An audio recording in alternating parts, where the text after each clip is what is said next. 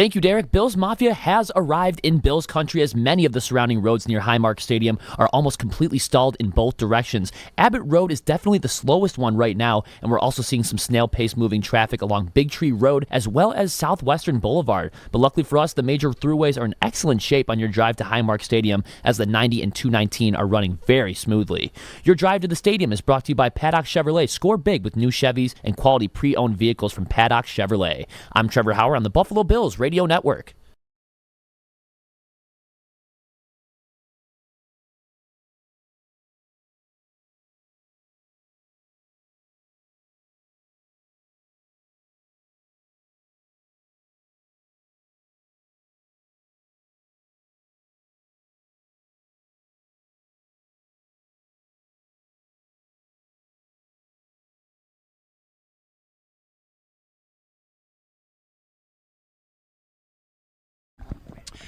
And good afternoon, Bills fans and Bills Mafia. It is Buffalo Bills Game Day, and it's brought to you by Paddock Chevrolet. Score big with new Chevys and quality pre-owned vehicles from Paddock Chevrolet. It is time for Bills Game Day. Powered by Anderson Water, Power and Air Anderson.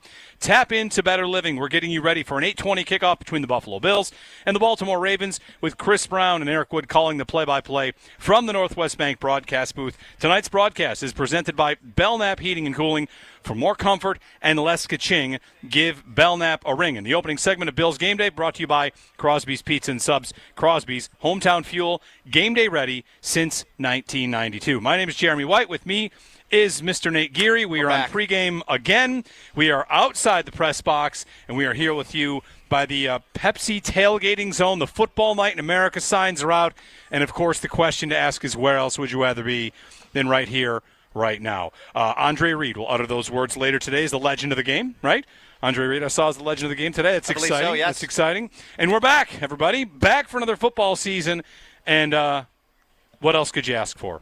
Game's underway. Nate's over here reveling in the Dolphins' demise. They're getting hammered by the Colts. Who knew it would be so soon? The Chiefs lost. And, of course, the game of the week is here. It's Bills and Ravens.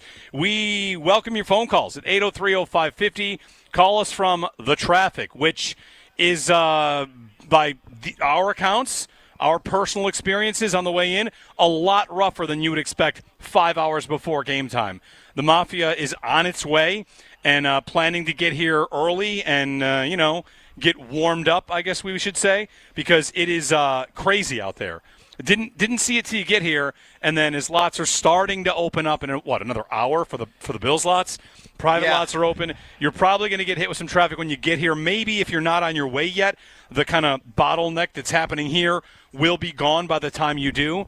Because I wouldn't even say, Nate, that I ran into traffic. Nope. I ran into the stadium, and that's when it kind of got crazy. I got into the stadium. I got off of 20A onto Abbott, had no problem getting right to about halfway, and then I was stuck from halfway down Abbott towards the Bills parking lot. So, again, I think a lot of it's just congestion related down Abbott Road as once this side closes up here within the hour, I think the congestion towards Abbott Road should clear up a little bit for people that are looking to try to get near the stadium for parking. All right, very good. Well, not very good, but, it is what it is. We are, of course, streaming on YouTube as well. You can join us on YouTube, on Twitch, WGR Streams. You can like and subscribe us there. You can catch us here on the radio side. You can pop your phone on and stream us anywhere or at home on a smart TV as you might stream anything on YouTube. So, away we go. Bills and Ravens. And for the Bills, the injury news is the stuff we're going to follow, right? We know no Tyler Bass. It's not always the biggest story about a kicker being an injured player, but on the injured reserve, so a couple of weeks here, 4 weeks for Matt Prater to be the one. Prater. To kick kicks that could be very important tonight. He could be called upon. Yeah. Kickoff is going to matter a lot, right? The kickoffs are a big deal with the new kickoff rules. So Matt Prater, someone to watch. The Bills, of course, will be without Larry Ogunjobi, Michael Hoyt, both serving 6-game suspensions. They'll be without Maxwell Hairston, who is on IR. Tre'Davious White, doubtful, unlikely to play in this game. We'll see if there's... Did you just get onto your second hand? Jeez. On the defense, you've got a number of issues over there. Of course, Khalil Shakir had been working on a high ankle sprain. Keon Coleman had been injured through the week. So we'll see how things go. But a number of significant injuries for the Bills. On the Ravens side, Patrick Ricard, their fullback, who makes a big difference for them. Big-time player, Patrick Ricard. He's out. Isaiah Likely is out as well. Those are two big issues. Jair Alexander trended in the right direction all week. He is expected to play in this game. So that's the rundown on the injury front. I think, Nate, the chatter around town about the matchup is it's obviously a tough matchup because of the caliber of team. Yeah. For both these teams playing a top team to open the season, you'll be tested early. And for the Bills and the Ravens, like significant injuries. For the Bills, my feeling coming into this game and this matchup is I want to make sure that I don't fall into a trap of what we see from the defense today is the defense for the season. It's a tough matchup, and they've got a tough ask with the number of guys they're missing. Yeah, I think if you could pick a game, and I don't want to make it sound like I'm not concerned about Lamar Jackson, the thrower, because I am very much concerned about the two-time MVP at quarterback being able to throw the ball all over a Bills defense that is right now injured in the secondary. But I think if you're going to tell me that Dorian Strong's got to fill in for 4 quarters, having him do it across the ghost of DeAndre Hopkins, I think it might be okay with me, right? I mean, this is not a receiving core over in Baltimore that is one of the the league's top receiving corps. I mean, right now on the outside, they're expected to have Rashad Bateman, a good player, a former first-round pick, but not an all-beater, right? I mean, this isn't a true number one receiver, but he's a boundary receiver. Bateman's one of those guys that you've got truthers that are always ready for his breakout, and it kind of has never come, at least not yet.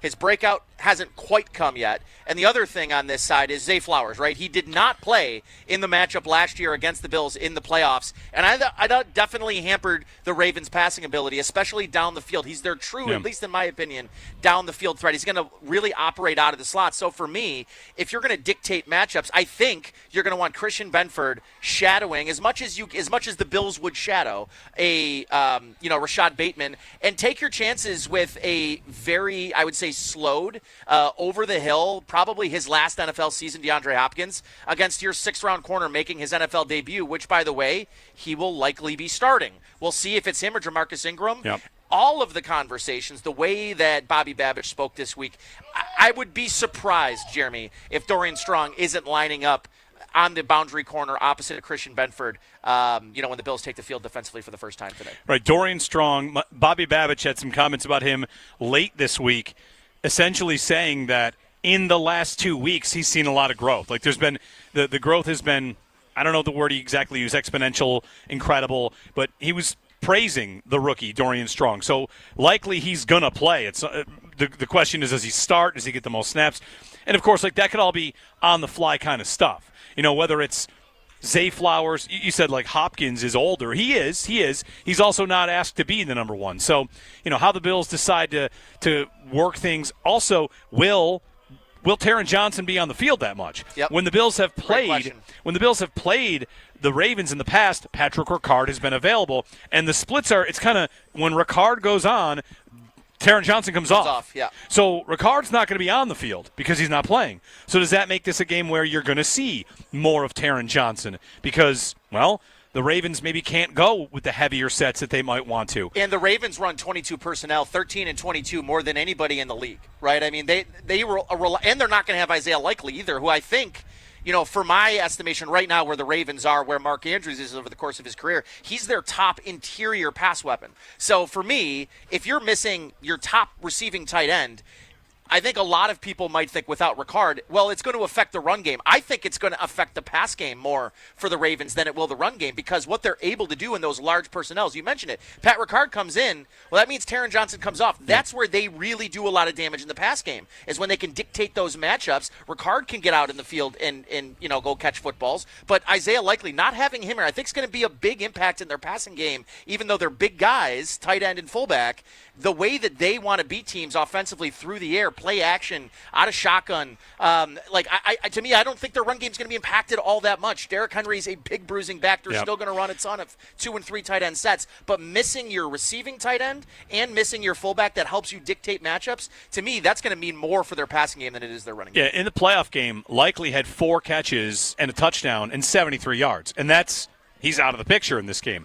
Andrews, of course, had a couple of big mistakes. You wonder if John Harbaugh would like to get him involved early, get right back to football, erase what happened last year, have him thinking more about this game because, of course, what's happened has happened. He had the fumble. He had the drop 2-point conversion, which, would have made the game 27 apiece with the Bills with the ball. But Andrews stands out as someone that let that team down. So did Lamar Jackson, right? Jackson had a couple of turnovers in that game, played great otherwise, but those 2 negative plays. And you wonder about the script of this game or how these two coaches will approach it. McDermott and the Bills could very well look for ball control, heavy run. In the playoff game, Allen goes 16 of 22. Yep. Didn't throw for a touchdown. Didn't throw for 127 yards. Yep. Like if I tell you today, Josh Allen goes 16 of 22 for 127, maybe you think that is the script that they win because Cook's able to get going on the ground and Ray Davis and Ty Johnson or Allen with his feet. But not a big day through the air for Allen the last time these two teams played, but it was enough. So. Your thoughts on the matchup? We'll take your calls, 803-0550. You can kind of come out to see us. Again, we're right by all the Football Night in America stuff. There's a big set for them as well. A lot of signage up here that's not normally up. We're right by the Love sign that's in Zubaz, which is pretty cool. So come out and, I guess, watch us, wave to us.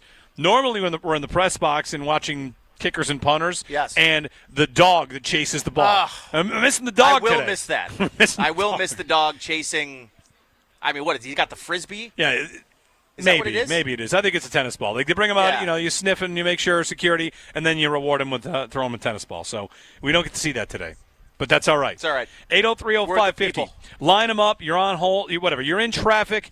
You got time for us. I hope. 803-0550, the phone number, and 1-888-550-2550. It's your show, too, so jump in. Butch on the east side is going to lead us off, and you can jump in after Butch. Butch, good morning. Happy game day. We're back. My friend, thank you so much for taking my call. I love you guys. I love MSG. I love WGR.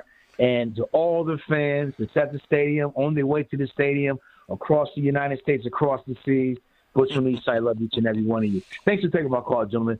You guys are outstanding. You guys are the pups coming up to be big dogs. Y'all going to represent this radio station for years to come after other guys retired, just like Howard Simon did. I'm proud of you guys. Keep doing what you're doing. And Butch, keep winning. I'm approaching retirement. I'm old now on this station. You got to be careful.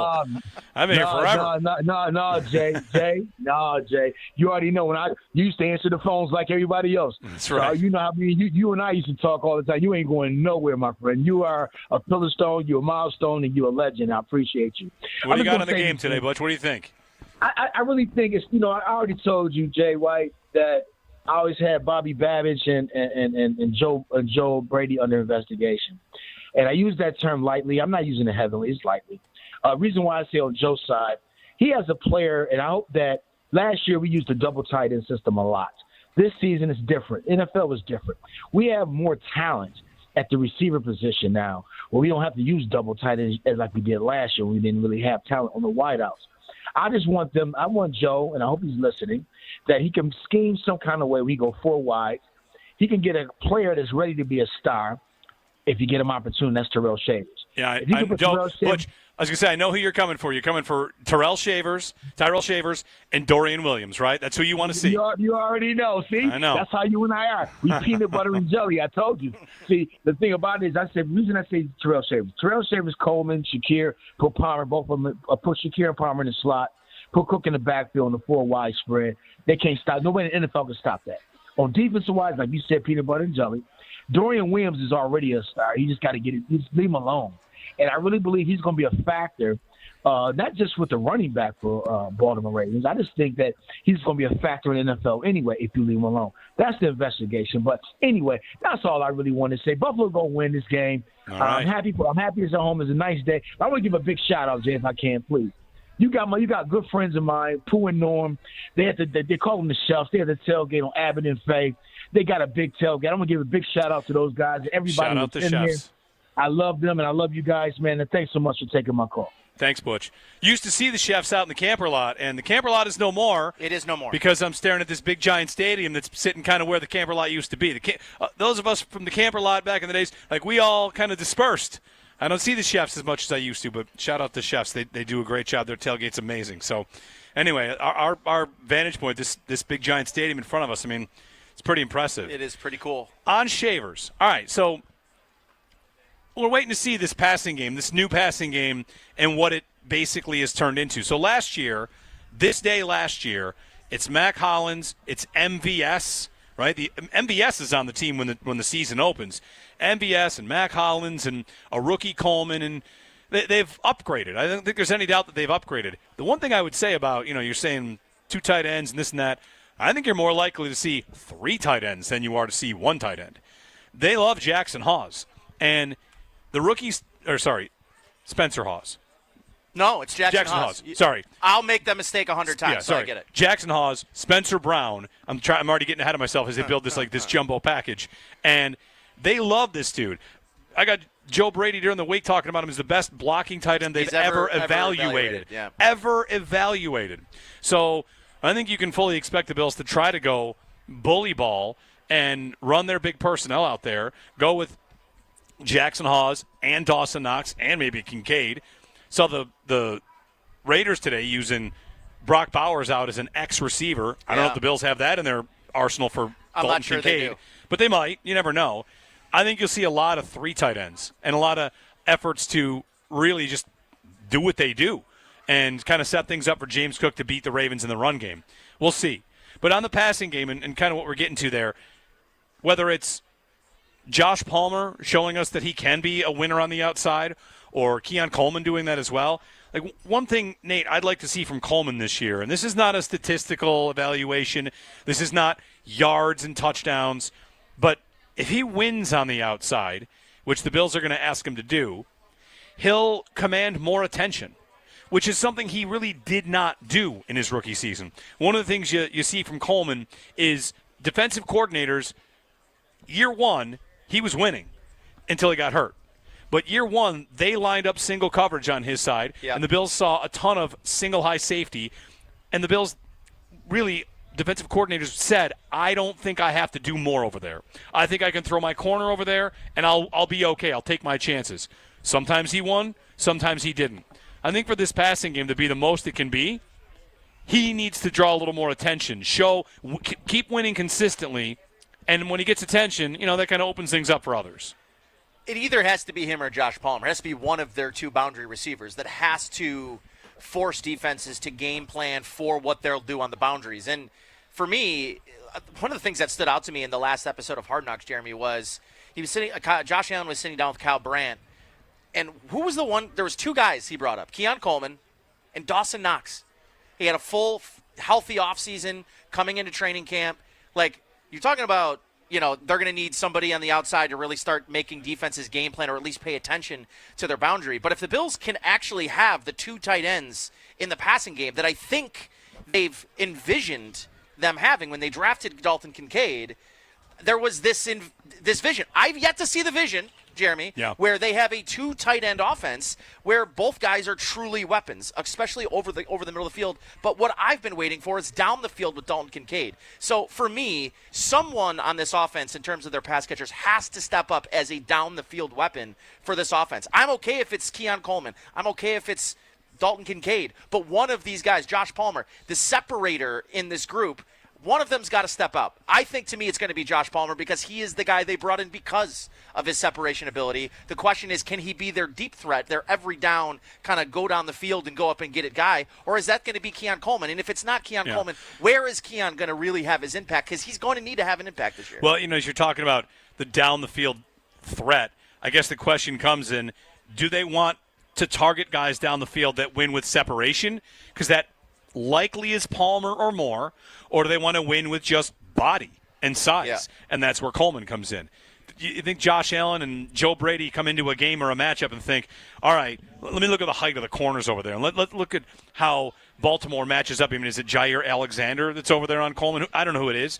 But on a given play, does Allen look over and think, like, all right, this is a spot where I'm going to try and get Keon Coleman on a 9 route, which they threw him a lot last year, whether it's a go or a back shoulder or a flat-out run over there to the 26-yard line and jump in the air and play above the rim. And can you win through contact? Can you draw penalties? Can you come down to the football? It's something that they'll probably want him to do this year and do more effectively. I mean, he flashed it for sure, but I don't know how much that's a reliable play and how much the Bills think he can win that. Like, what percentage can he win? I do think almost regardless of whether or not Keon Coleman's going to separate at a better rate this year than he did last year or make bigger plays down the field, win a higher percentage of 50-50 balls. I think regardless of that, Jeremy, whatever metrics decide they're going to go up this year, I think it's very clear to me Josh Allen has looked at Keon Coleman from the first day of training camp through now as probably the guy that feels like the passing game is sort of going through. Now, Khalil Shakir missed most of training camp with an ankle injury, so we don't exactly know what the starting offense looks like. We didn't get to see him in the preseason. But from everything you've heard, you just throw on the highlights from any practice this summer, throw on Hard Knocks, the ball goes towards zero. It gravitates towards zero, especially in the red zone. So for me, I'm super interested to see where he improves, but I think regardless of the improvement, he's going to see an uptick in targets this year. I think strictly because the trust between him and Josh Allen, and even Josh talked about it, the jump that a rookie receiver has to make from year one to year two, a lot of that just is because of the experience, knowing how to practice, knowing how to take care of your body for a 17-game schedule instead of a 12-game schedule. So there just is a lot of things, and I think the learning curve was steeper for Keon Coleman than maybe he anticipated, than we anticipated. So I think the experiences that he gained last year, getting to watch Mac Hollins, the preparation, and some of the other veteran receivers, now he's, I don't know, want to call him the alpha of the room, but I just, to me, when I kept watching highlights from training camp, Jeremy, all of them seem to involve number 0. 803-0550, 1-888-550-2550. We have open phone lines for you. Keep you updated on the other games that are actually going on right now. And, of course, maybe you saw, Chiefs and Chargers on Friday night where, what are your takeaways? You have takeaways? One, the Chiefs might be in trouble without receivers. They're missing their best two in Rashee Rice for 6 weeks.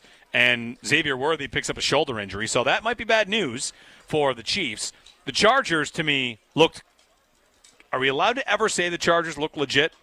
Between Ladd McConkey, Quentin Johnston, and now Trey Harris adds to the mix, and they got a couple of good running backs. And Herbert hung in the pocket all night.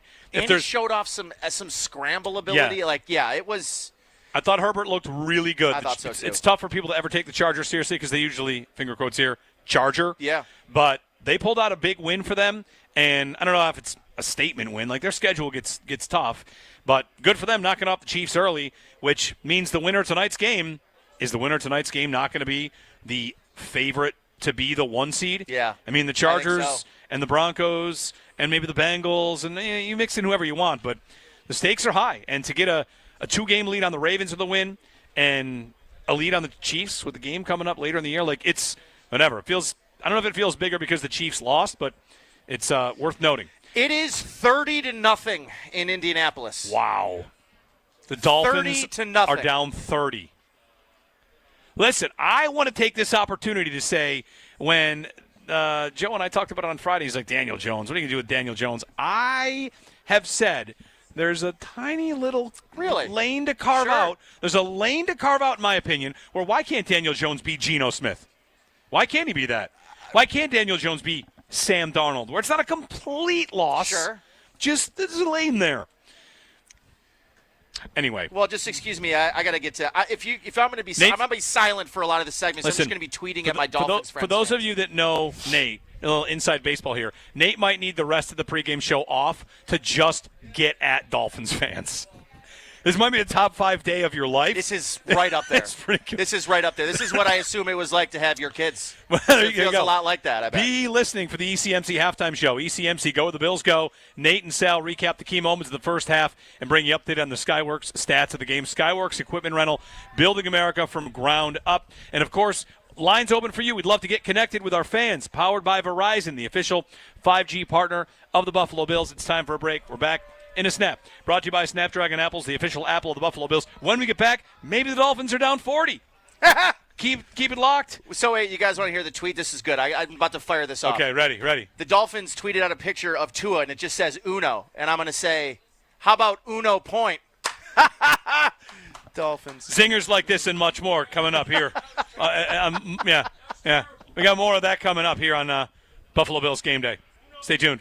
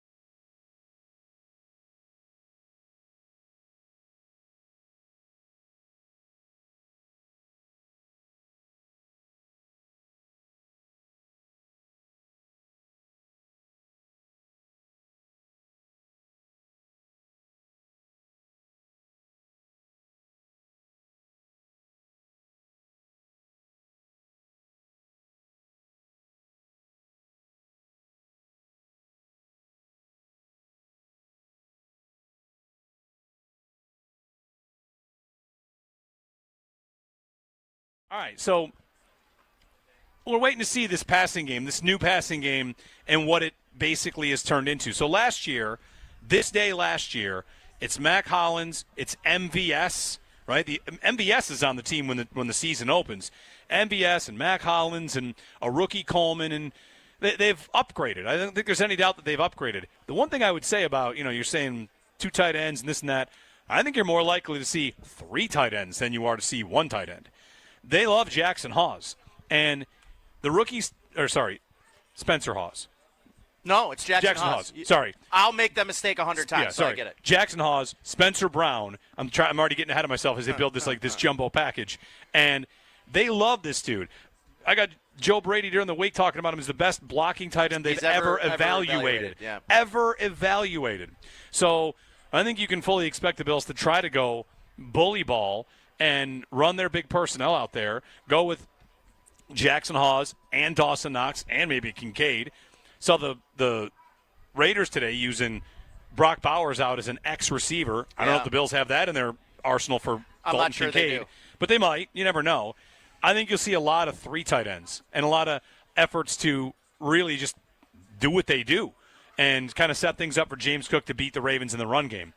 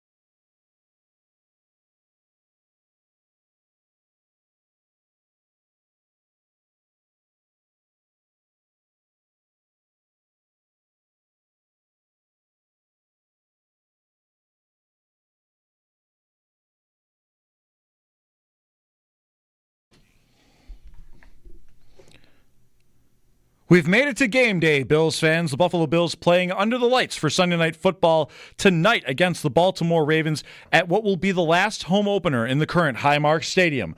The Barnes Firm injury report for this game: injured for help, call 1-800-8-million. For Buffalo, Tre'Davious White, the cornerback, is doubtful for tonight's contest. As for Baltimore, they've already ruled 2 players out in fullback Patrick Ricard and tight end Isaiah Likely. We'll have pregame coverage of Bills and Ravens all day leading up to the 8:20 kickoff from Orchard Park, New York, with Chris Brown, Eric Wood, and Sal Capaccio on the call from the Northwest Bank broadcast booth right here on the Buffalo Bills radio network. Around the NFL, the Miami Dolphins finally scored a touchdown. Sorry, Nate. As they are still trailing the Indianapolis Colts in the fourth quarter 30-8. Other scores from around the league: the Patriots trailing the Raiders 17-10. The Browns trying to find their way against the Bengals. They're trailing by 1 point. It is 17-16 Cincinnati. Tampa up 17-13 on the Falcons. The Cardinals still holding a 20-10 lead on the Saints. It is a back-and-forth affair between the Jets and the Steelers, as the Jets are facing a 3rd and 1 in the red zone. They're trailing the Steelers by 5, 31-26. The Commanders hold a 14-6 lead on the Giants as this game just getting into the fourth quarter. Meanwhile, we're only getting to halftime thanks to a weather delay between the Jaguars and the Panthers. It's all Jacksonville so far, 17-3. This update is brought to you by Fiegel, Carr, and Joyce, your border attorneys. I'm Derek Kramer for the Buffalo Bills Radio Network. For another look at traffic, we go over to Trevor Rush Hour Hauer.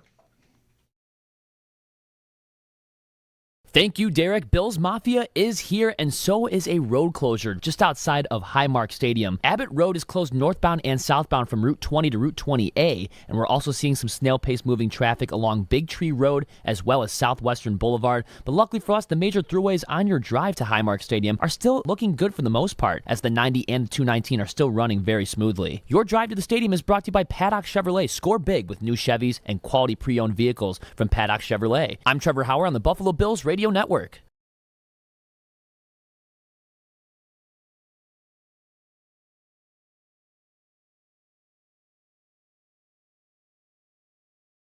You got to have a lot of pride in where you're from and what you stand for in life, and that's no different now in football and how we treat this stadium, how we treat our community, and we take a lot of pride in ourselves and where we're from and who we play for and how we play. So in particular, playing at home, we've created a culture and a standard, and it's important for us when we take the field anywhere, but in particular at home. Bills head coach Sean McDermott as we get ready for the final home opener at this current Highmark Stadium. Bills Game Day, powered by Anderson Water, Power and Air. Anderson, tap into better living. Let TRS Heating, Air Conditioning, and Electrical Excellence intercept your heating bills. Enter now at WGR550.com for a chance to win $1,200 towards your home heating costs. Don't fumble this opportunity. Contest ends January 4th, 2026. TRS Heating, Air Conditioning, and Electrical Excellence, powering tomorrow, comforting today. Just got a text from Sal Capaccio, who's, of course, on his way here. Sal will be on our airwaves and on the sidelines tonight for Bills and Ravens. And another kind of pointing out traffic in front of the stadium and in and around the stadium is, in his quote, unbelievably ridiculous. So, yes, you might not run into traffic to get here, but right by the stadium right now, we've got some traffic issues, and Trevor Hauer, of course, keeping you updated on that. Jeremy White, Nate Geary here. It is Buffalo Bills Game Day. Taking your phone calls at 803-0550 on this, the final home opener. Sunday Night Football, a great way to send off this stadium. Around the league scores, Nate, we did get a Dolphins touchdown. They're getting dominated by Indianapolis, but they did get on the board. They did. What else do we have around the league? So right now, the Buccaneers are up 17-13 over the Atlanta Falcons. The Falcons have the ball deep in their own territory. 9 minutes, 28 seconds left in that one. The Bengals, they're kind of barely hanging on right now. It's 4th and 28. They're going to punt the ball back to the Cleveland Browns. They're only up 17-16. Just mentioned the Colts. They're driving deep into Miami territory right now. That's 30-8. 17-10 Raiders over Patriots. Cardinals 20-10 over the Saints. Jets, right now they trail but have the ball. First and goal on the Pittsburgh 5. 31-26 with 9 minutes left in that game. And Jets Steelers? And Aaron Rodgers has 4 touchdowns in that game. The Commanders 14-6 over the Giants, and the Jaguars Panthers. The Jaguars lead 17-3. All I'd like to say about everything you just ran down, of course, like Browns over Bengals would be big if anybody's out there afraid of the Bengals. And if the Bengals lose, I would simply like to preemptively say, I was told Joe Burrow practiced this preseason. Yes. That's all. They weren't going to get off. They weren't getting off that I was slow told start. it would be a fast start right. because he played in the preseason. Rob in Charlotte is up next here on the phones. Hey, Rob. Hey, how you guys doing? Appreciate you taking my call. Thanks for calling. Just wanted to say, yeah, thanks. I've been saying since last season that this is just not a good matchup for us. I don't want to be doom and gloom or anything like that, but, I just feel like this is a bad matchup for us. They blew us out in the regular season game. I know a lot of portions of the Bills Mafia want to say it's due to injuries. That's fine. In the playoffs, I felt like we were fortunate to get out of there with the win. So they've got better players top to bottom, and I think the turnovers are going to be a big thing today. If Lamar gives us the ball, then maybe we got the chance to win, but we're going to have to play a real clean game. Thanks, Rob. I don't think you're alone in a lot of what you said there. Just basically the matchup itself. The matchup is what it is. People would have said that going into the Baltimore game last year in the playoffs, where I don't think the Bills played their best game, but they did get a win, and they did it with turnovers. Last year's team was built on a couple different things. They were a great team. They're built on Josh Allen, not turning the ball over, efficiency on offense, and getting turnovers on defense. And what this version of the Bills wants to do better, there aren't that many things that they can do a lot better, right? Getting turnovers on defense, you probably can't be much better than they were. Offensively, how can they be a little better? Explosive passing game. There's a couple things in here. But the number one thing, Nate, and I know you're ready to jump on this, the number one thing this year's Bills can be better at that last year's Bills were terrible is third down defense. Yep. Third down defense was dreadful last year for this team. They couldn't get off the field. It's how they lived with turnovers. They just didn't get off the field. So this matchup, Lamar, mobility, like we're talking keys to this game, it's going to be about what? Integrity of your rush lanes, getting them into third and long, getting off the field. And do they have the horses to do that defensively in this matchup? It's a big test. The safety tandem being a question, the defensive tackles having so many new bodies in there, especially the rookies, TJ Sanders, Deion Walker. The matchup, Rob, you're not alone in the way that people will kind of look at it and say, like, well, it is a tough matchup. It is. Yeah, I mean, the Bills beat them when it mattered. Yeah, they hung on, but the Bills were dominating them. I think their game plan allowed them to hang in, right? I mean, the Bills offensively wanted to move the ball, run the football, keep the ball away from Lamar Jackson, get turnovers. They did that. I don't know. I want to tell you that I feel like the matchup in terms of they're a physical team. The Bills historically, defensively, have not been. But I don't know. I mean, this Ravens team got Malachi Starks in the first round, a player I liked a lot, the safety out of Georgia. I think they've got a great safety tandem. We'll see how Starks compares to a guy like Marcus Williams, who's been in that defensive backfield for several years, who's not there any longer. Yeah, they brought in Jair Alexander. He plays 5 games a year and really has not been the same player that he was several seasons ago. And then you ask me on the offensive side of the ball, I think their chess piece being missing in Patrick Ricard is going to be a huge thing for them. And for me, their best tight end, their best catching tight end, Isaiah Likely, also out in this game. I think their offensive line is not particularly strong, especially on the right side. That you can absolutely get after this Baltimore Ravens offensive line. I know everybody thinks this is the best roster in the NFL with the Ravens.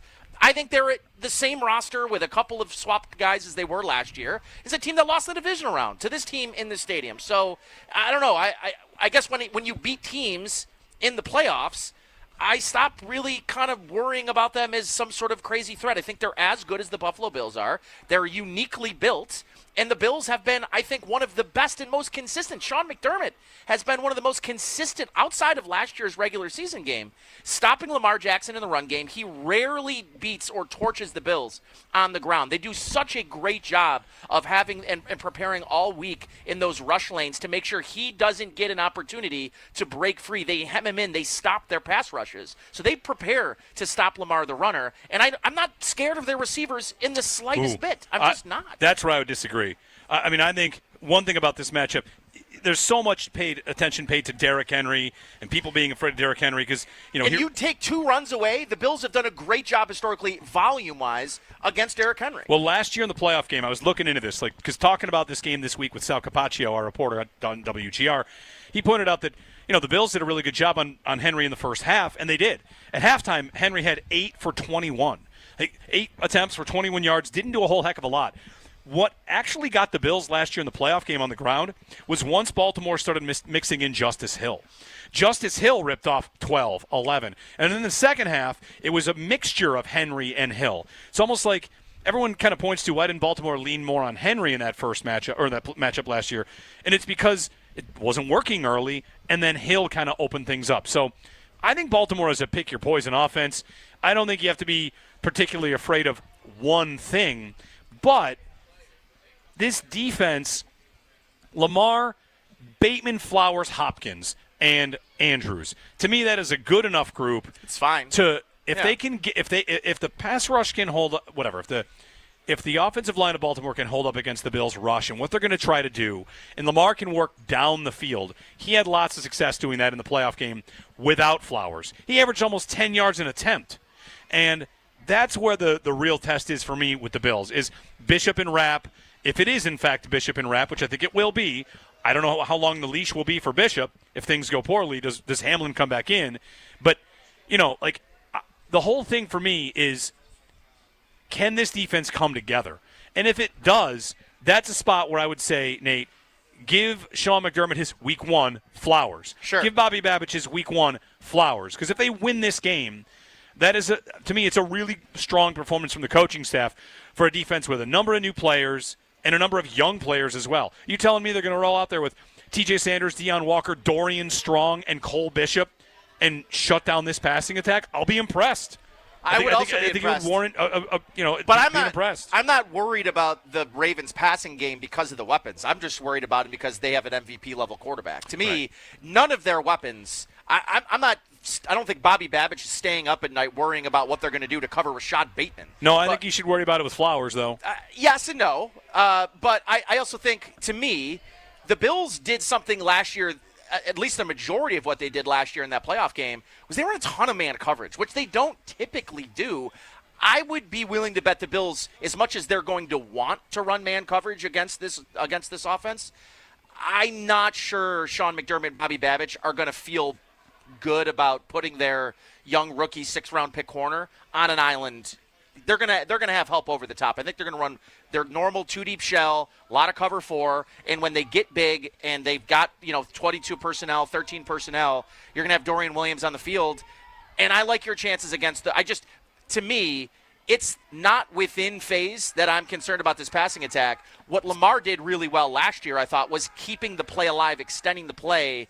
And it's just hard to cover any receiver for, 5, 6, 7 seconds. And I thought that's what last year the Ravens really hurt them in the fourth quarter when Lamar was just extending those plays and letting guys get open. John in Rochester before a break here. Hey, John, good morning. Or good afternoon, sorry. Get that out of your system. Habit, it's a late game. Yeah, I hear you. Yeah, listen, man, I'm pumped up. The home field's going to win us a game today. There's no doubt about it. But I got a question. I was kind of happy. I know Trey White's not expected to play. But the news that his injury is a groin injury. So when I heard that, it kind of made me happy. I was afraid that his injury was a knee or the Achilles again, and that really concerned me. I'd like to get your opinion on who's going to replace him today, Ingram, Strong, or Taron Johnson. I think it's most. Taron Johnson's going to play in the slot. The Bills are going to keep him where they always do. He's not a safety. He's not a boundary corner. They're going to keep him where he is, I would think. And then it's Dorian Strong. So, and back to this point, like this corners and who they're going to cover. Nate, one thing I would say is you might not be totally afraid of any of their weapons, and likely being out is big. This is where we get a healthy Taron Johnson, Matt Milano, Terrell Bernard, and the Bills have with those three, the ability to cover the intermediate area of the field pretty well. They didn't have any of them last year in their regular season game. In the regular season game, there were none of them. So that's big. That was part of leading into the second matchup, the playoff game. Let's see how it goes with Terrell Bernard, Matt Milano, Taron Johnson, having your full boat of, middle of the field coverage kind of options there. So are we going to see peak Matt Milano? Very well could. People did in training camp. Yep. I mean, of all the players to discover a fountain of youth, there was a lot of talk about how Trey White looked great. Man, Matt Milano. I thought he really started to flash at the end of last year, too. There were just a couple of plays where the closing speed looked back. Yep. All right, we'll get a break in. Open lines if you want to get on hold. John, thanks for the phone call. It is Buffalo Bills game day. We are back in a snap. That's brought to you by Snapdragon Apples, the official apple of the Buffalo Bills.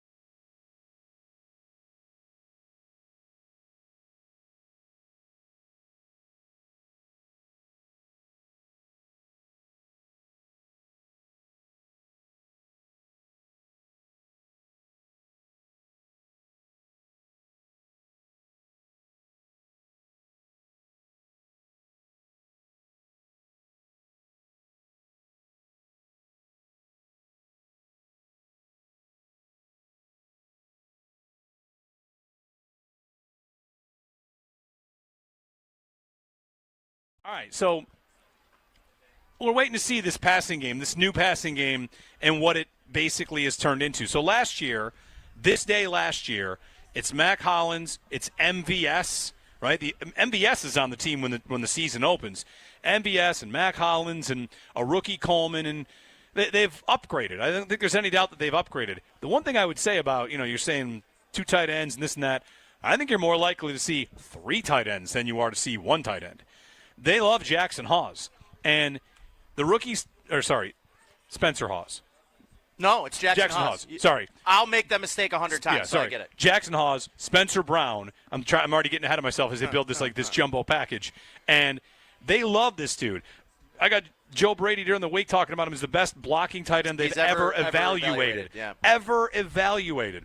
So I think you can fully expect the Bills to try to go bully ball and run their big personnel out there, go with Jackson Hawes and Dawson Knox and maybe Kincaid.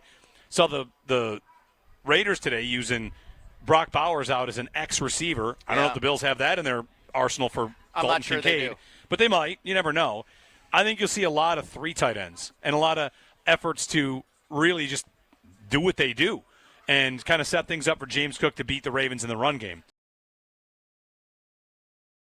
One thing, Nate, I'd like to see from Coleman this year, and this is not a statistical evaluation. This is not yards and touchdowns. But if he wins on the outside, which the Bills are going to ask him to do, he'll command more attention, which is something he really did not do in his rookie season. One of the things you see from Coleman is defensive coordinators, year one, he was winning until he got hurt. But year one, they lined up single coverage on his side, and the Bills saw a ton of single high safety, and the Bills really – defensive coordinators said, I don't think I have to do more over there. I think I can throw my corner over there, and I'll be okay. I'll take my chances. Sometimes he won, sometimes he didn't. I think for this passing game to be the most it can be, he needs to draw a little more attention, keep winning consistently, and when he gets attention, that kind of opens things up for others. It either has to be him or Josh Palmer. It has to be one of their 2 boundary receivers that has to force defenses to game plan for what they'll do on the boundaries. And for me, one of the things that stood out to me in the last episode of Hard Knocks, Jeremy, was Josh Allen was sitting down with Kyle Brandt, and who was the one? There was 2 guys he brought up, Keon Coleman and Dawson Knox. He had a full, healthy offseason coming into training camp. Like, you're talking about, they're going to need somebody on the outside to really start making defenses game plan or at least pay attention to their boundary. But if the Bills can actually have the 2 tight ends in the passing game that I think they've envisioned them having when they drafted Dalton Kincaid, there was this vision. I've yet to see the vision, Jeremy, where they have a 2 tight end offense where both guys are truly weapons, especially over the middle of the field. But what I've been waiting for is down the field with Dalton Kincaid. So for me, someone on this offense in terms of their pass catchers has to step up as a down the field weapon for this offense. I'm okay if it's Keon Coleman. I'm okay if it's Dalton Kincaid. But one of these guys, Josh Palmer, the separator in this group, one of them's got to step up. I think, to me, it's going to be Josh Palmer because he is the guy they brought in because of his separation ability. The question is, can he be their deep threat, their every down, kind of go down the field and go up and get it guy?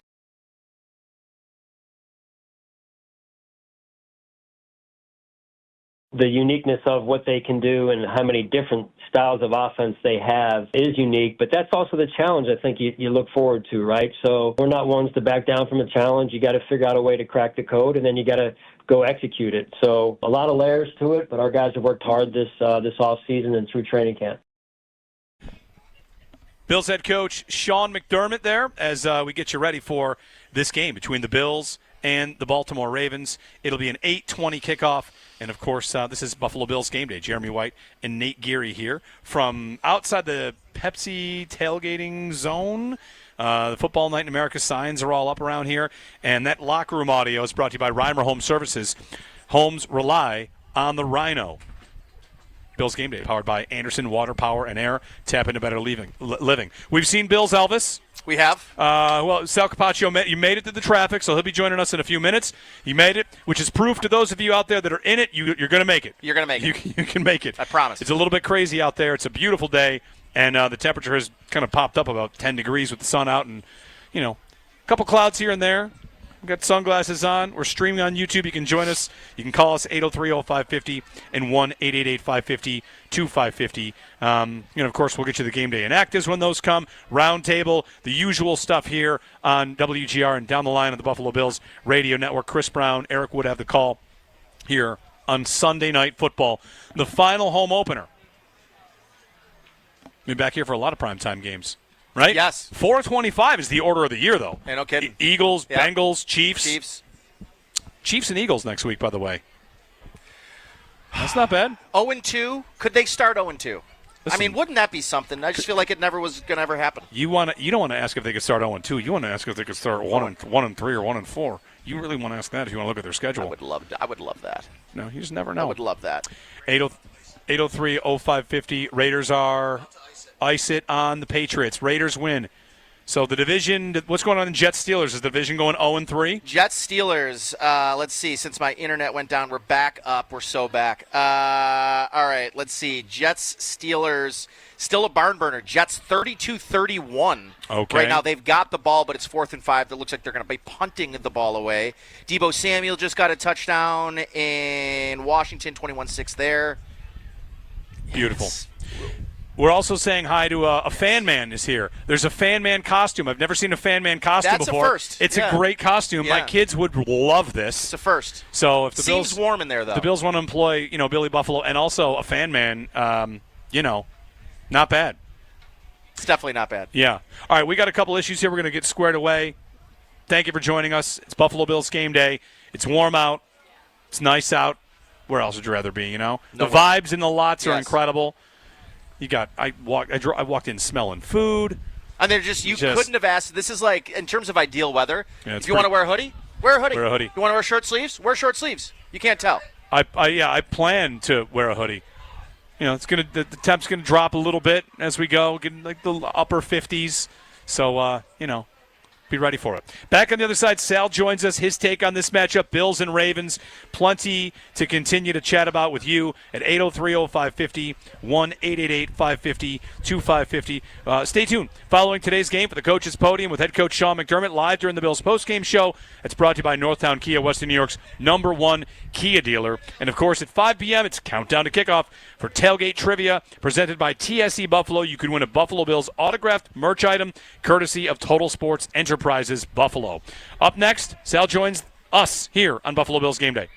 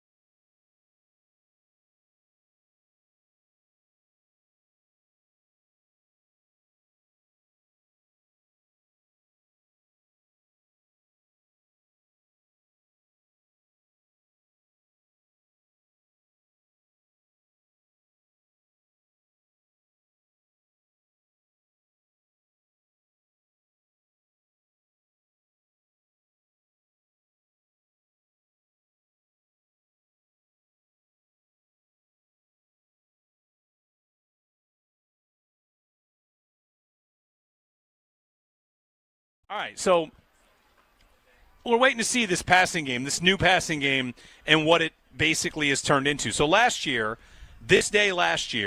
it's Mac Hollins, it's MVS, right? The MVS is on the team when the season opens. MVS and Mac Hollins and a rookie Coleman, and they've upgraded. I don't think there's any doubt that they've upgraded. The one thing I would say about, you're saying 2 tight ends and this and that, I think you're more likely to see 3 tight ends than you are to see 1 tight end. They love Jackson Hawes. And the rookies, Spencer Hawes. No, it's Jackson Hawes. Sorry. I'll make that mistake 100 times, so I get it. Jackson Hawes, Spencer Brown. I'm already getting ahead of myself as they build this jumbo package. And they love this dude. I got Joe Brady during the week talking about him as the best blocking tight end they've ever evaluated. Yeah. Ever evaluated.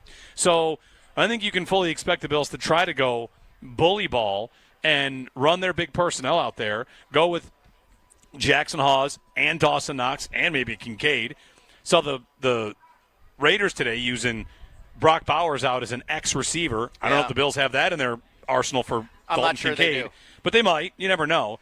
I think you'll see a lot of 3 tight ends and a lot of efforts to really just do what they do and kind of set things up for James Cook to beat the Ravens in the run game.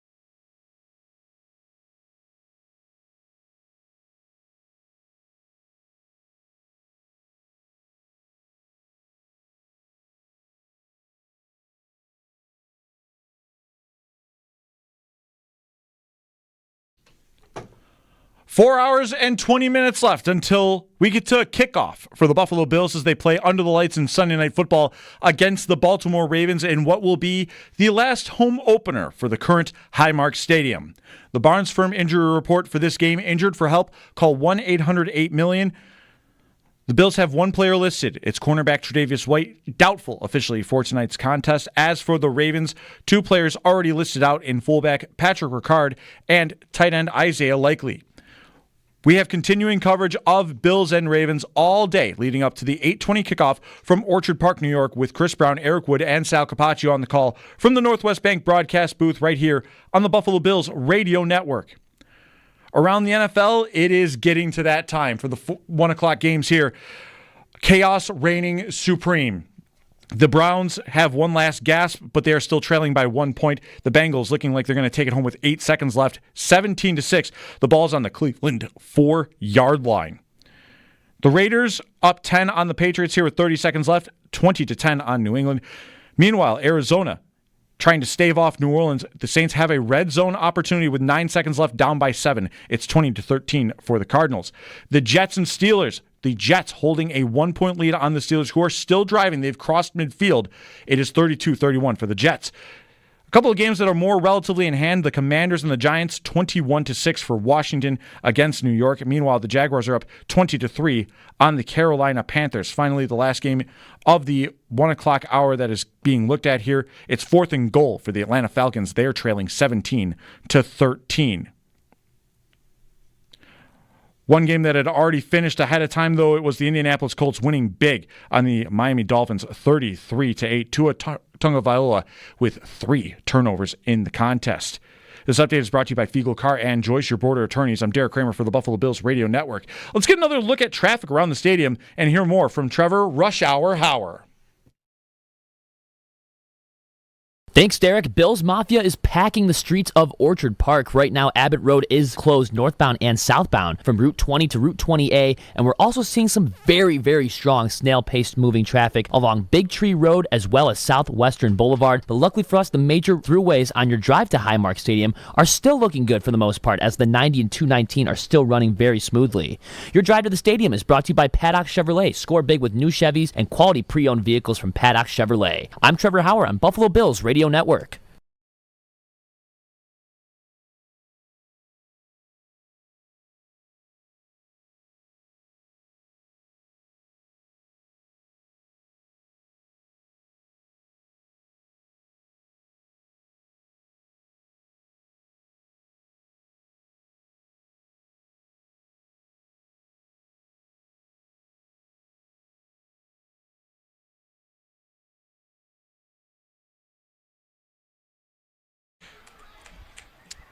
Good afternoon. It is Buffalo Bills game day.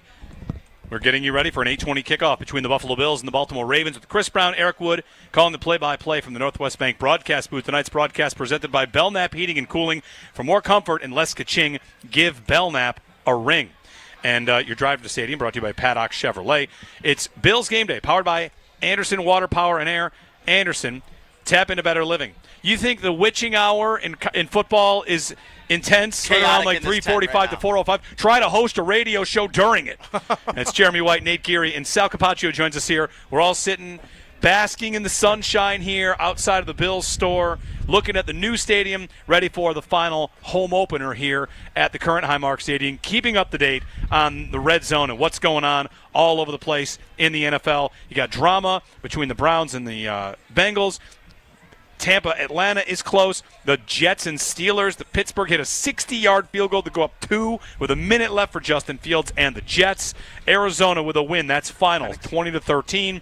Washington, 21-6 over the Giants right now. That game appears to be well in control for Washington. All right. Happy football season, Sal. Welcome in. You were stuck in some traffic right around the stadium. Like, it's a little bit tough today. I think that the takeaway is the Mafia has been eager to return. Oh, my goodness. I have to tell you guys, I mean, I've been making this drive for many years and heading to the same parking lot as a member of the media. Today was a couple of things. Number one, some of the most difficult traffic due to everything we talked about and Andy Major told you guys about to be ready for, so shouldn't come to any surprise to anybody. But, man, is the Mafia out today. Yeah. I mean, it's starting down Southwestern. It's starting way down Abbott. It's all the way up to the stadium and around. It's unbelievable, the sights, the sounds, the smells. And what's really cool is looking at this stadium going up while everybody's partying right next to it, essentially. Partying all around it. It's incredible. It used to be partying next to a hole in the ground and a couple of beams, and now, I mean, it's starting to look like at least on the outside, you get a couple different spots where it's more and more complete, some of the exterior going up with the wind confusion and all that. So, yeah, going to be a great night tonight. The Ravens are in town. A decent Ravens contingent in town, I think. I saw a couple people out and about for sure over the last couple days. Well, Sal, here we are. The final season opener at Highmark. We can kind of be romantic if you want to at the start here. It is the end of an era. It's a great way to finish this stadium's run here this year, of course. The games that are going to be here, the Ravens, the Chiefs, the Bengals, the Eagles, a team that is the favorite to be the 1 seed. They're the most likely to win their division. Their over-under is as high as any team in the league. Just whatever. You don't have to appreciate gambling or anything like that. It's just the reality is the odds are this team will be in the mix, if not the 1 seed, and a heck of an opponent right out of the gate. Yeah, I've always preferred kind of more of a, I don't know if you'd like to call it softer landing or softer takeoff to start the season. I thought last year could have been that with Arizona after playing the Steelers at home and then the Jets on Monday night. The year before that was in between that was the Rams, the opener on Thursday Night Football to open the season. I always thought basically that, you could why don't you give the Bills a little break? And last year the Cardinals come to town and win 17-3. Yeah. And it was not an easy game. Doesn't matter who you start with. I mean, week one's always going to be tough, but I do think this is a very, very tough, challenging task. And you know what they're saying in Baltimore radio right now on our Odyssey sister station out there? They're saying the same thing. Boy, what a test. What a task for the Ravens to open up in Buffalo after last year opening up in Kansas City on the opening Thursday night game of the year to face the Chiefs. Yeah, it's going to be a really, really challenging game for both clubs, no doubt. So the injuries, that's what we're watching. We know no Tyler Bass. Matt Prater is the Bills' kicker for the next month, presuming it goes well enough for him to stick around. Elevated from the practice squad, and Tyler Bass on IR means 4 weeks, right? So it's a month for Tyler Bass. The hip soreness. He had started to work his way back in the preseason there, and I guess, I don't know if it's a setback, but it's just he's not ready. It is interesting to me because not only did he kick in the preseason game against Tampa, he seemed okay, and the couple days after that at practice, there was nothing that we noticed to be concerned about. And then suddenly he misses practice, and then suddenly they sign another kicker. Now, remember, they did work out 3 kickers in between then, so it could have been something lingering. It's very possible he kicked against Tampa, didn't feel right, and said, let's see how it goes for the next few days, and it just never got back to where it is. I was told it really is just the same injury, but the question is, to me, was it something that re-aggravated or just he never got through that? So it's not a new injury for Tyler Bass. It's the same injury. It's the pelvis injury, pelvic area, whatever. But now Matt Prater comes in. Matt Prater's 41 years old, and that's okay. Kickers can kick a long time in this league at a older age. He has been in the league 18 years. He kicked in every stadium. He kicked last year in the opener here. He was the Arizona Cardinals kicker in the opener here last year. But what's funny is, to me, look at it, it's completely the opposite side of the spectrum, guys. You have Matt Prater, 41 years old, 18-year vet. And on the other side, you have Tyler Loop making his NFL debut as a kicker for the Baltimore Ravens inside Highmark Stadium on Sunday Night Football on national television. Yeah. Could come down to the kickers. The spread is 1.5. The Bills come in as underdogs. And I don't know, Sal, if that's matchup-based, if that's what it could be. I mean, Baltimore comes in as thought of as one of the strongest teams in the league. Do you think it's because injuries? Trey White, Max Hairston, Michael Hoyt, Larry Ogunjobi both suspended here. Like, the Bills are down a good number of potential defensive starters coming into this matchup. Yeah, I mean, they're going to have young guys step up and play well. I think the big question is what happens out at outside corner. And I think through the last week or so, we've probably all who cover the team have kind of been agreeing that it seems like Dorian Strong is the guy that might be opposite Christian Benford. Now, there's a couple ways to look at that if it is Dorian Strong. A, what did Bobby Babich say? This guy, the jump he's made in the last 2 weeks has been unbelievable. So earning that job, no doubt. But the other reason might be, as I've said, you might want Jamarcus Ingram available to do all those other things Jamarcus Ingram does. So instead of pigeonholing him at outside corner all week, you say, we still want you ready to come in at a moment's notice at outside corner, at nickel corner, at dime safety, whatever it is. You can do that as well. I would say then with Dorian Strong, if he is going to get the start, you know what you do to Dorian Strong? I would say, hey kid, just go play that spot. Don't worry about it. That's your job all night long, and we're going to give you help. How do you give him help? I don't know. If I was the Bills, I would expect the Ravens to really test Dorian Strong or Jamarcus Ingram if it's him, by the way. Yeah, I like what you said all week about the reasoning behind why it would be Dorian Strong. You talk about Jamarcus Ingram is probably going to be one of their key special teams player sales. Yeah. Not only that, he's going to be one of your top guys coming in terms of slot corner. Because of how much versatility he has in all the positions he plays defensively and on special teams, I think that probably gives the nod to Dorian Strong, right? Probably, yeah, but I think Strong's going to play special teams as well, to me. I just think you want to have Jamarcus Ingram maybe available to do all those other things. But I also don't want to take anything away from Dorian Strong. From all indications, he has really made a jump, and he has earned this spot. It's not by default because of what Jamarcus, what you want him to do. It's because Dorian Strong can handle it. So if that is the case. It is interesting, though, the Bills still did not declare Tre'Davious White out. They listed him as doubtful, which means he's probably not going to play, right? Yeah. But they did not declare him out of the game. Is it possible he suits up? I guess. I still don't expect it. I just looked something up. Jeremy and I talked about this last hour. Patrick Ricard out for the Baltimore Ravens and how important he is to their offense. The Ravens in 2024 ran 22 personnel more than any team in the NFL. It accounted for more than 12% of their plays and personnel packages that they used last year. How big of an absence do you expect him to be? And which runner pass do you think his presence maybe has a bigger impact, or his lack of presence has a bigger impact? Well, it's the run game, but I bet you even on that stat you gave, I bet Isaiah Likely was also on the field on a lot of that. I would also agree. He's also out of the game. And I think those two as a pairing together, missing them for the Ravens is a really big deal. Now, from the Ravens side of things, they've been preparing for this for a while, right? They've known that Isaiah Likely wasn't going to play. They've probably known Patrick Ricard wasn't going to play for several weeks now. So they've been preparing a game plan here. That's why I find it super interesting The Ravens have, Jeremy, a 290-pound plus fullback in their practice squad. They did not elevate him. So I think the Ravens are going to try and spread it out.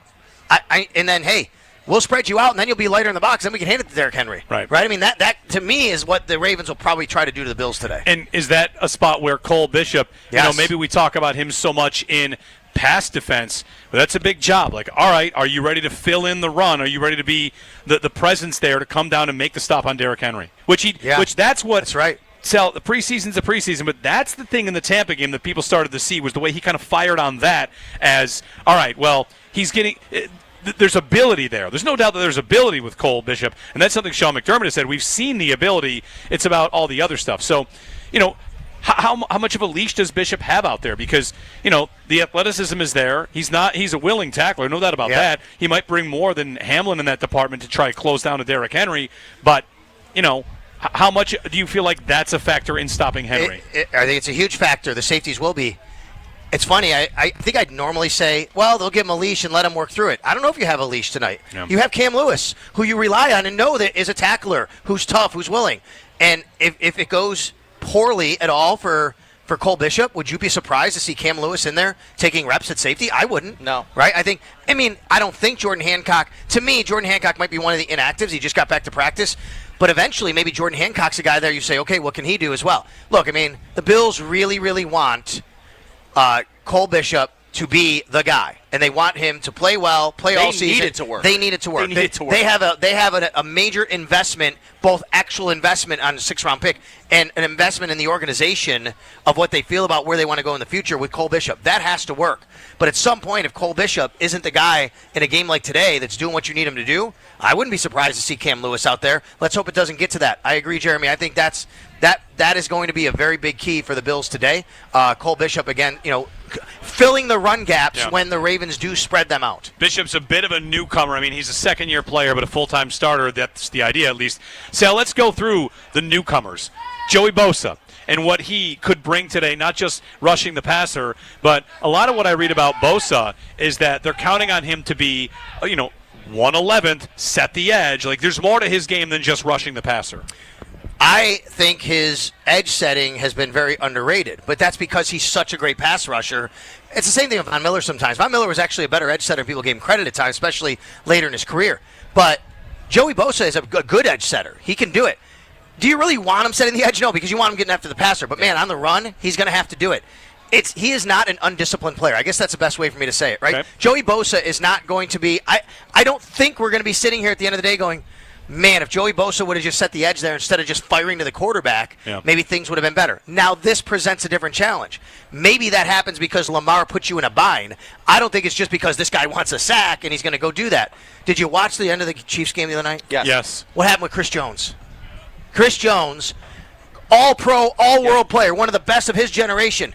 He goes inside because and Chris Jones does this at times. He gets a little bit undisciplined where he wants to go make a play. The great players want to make a play. It's okay. It's why Josh Allen sometimes you go, oh, man, Josh wanted to make a play. So I'm not going to sit here and bang on Chris Jones for it. I get it. But, man, when it comes time to make sure you do that job and make sure that you do everything you're supposed to help your team, that's why Drew Tranquill got upset at Chris Jones after that play. Hey, we all had a job to do on this play. You can't freelance. That's right. Yeah. To me, I think Joey Bosa, at least through his career, from what I've seen and what I've seen in camp and what I've seen of the Bills, he's not a guy that's going to do that. He's going to do his job, and hopefully that job includes sacking the passer. A couple of finals from the early window. Cincinnati holds on against Cleveland. Indianapolis dominates Miami 33-8. The Patriots lose 20-13. The Jets fall short 34-32. Justin Fields and that offense go 4 and out with a chance to win the game with a minute left. 60-yard field goal by Chris Boswell. He made it. But how about this? The Dolphins with a total of 211 yards of offense. They had, I think, like 50 or 60 in the first half. And the Colts don't exactly have a world-beating defense either. No, they don't. 3 turnovers. Arizona beats New Orleans in the late game. Some of them underway and early games still going on. Tampa looking to close it out. They're up 3 with the ball in Atlanta. Carolina down 17 late. That did have a weather delay. A lot of time left in that game, actually, like 23 in the third quarter. Washington closing out the Giants. Tennessee an early lead on Denver, 3-0 on their first possession. San Francisco, Seattle underway. We get a call in here. John from South Buffalo wants to bring up one of the other newcomers we were just about to get to. So, John, take it away. Hey, guys. Thanks for taking my call. So I just wanted to say I'm super interested in seeing today the Bills' defensive line as a whole. For years now, the Bills have tried to have a really good defensive line to help supplement their usual stellar linebacking and secondary play. But as we know, the results have been pretty mixed at best. I'm really excited to see what Joey Bosa brings to the table and also what we're going to see out of Deion Walker. I was intrigued on Walker, but not super high on him when I watched his Kentucky film back in the spring. You know, he kind of plays like if Nikola Jokic played football, kind of standing straight up off the ball when it gets snapped, and doesn't really get a lot of bend for a defensive tackle, or he really can't track a lot of people down. That being said, I think he's an excellent hand fighter and can recognize the play very, very well. So I think he has the potential to be a super smart football player. And obviously with someone his size, you're going to be really interested just to see what he can do in general and to see if he can be a complementary player next to Ed Oliver, who we can all admit is a bit of an undersized defensive tackle.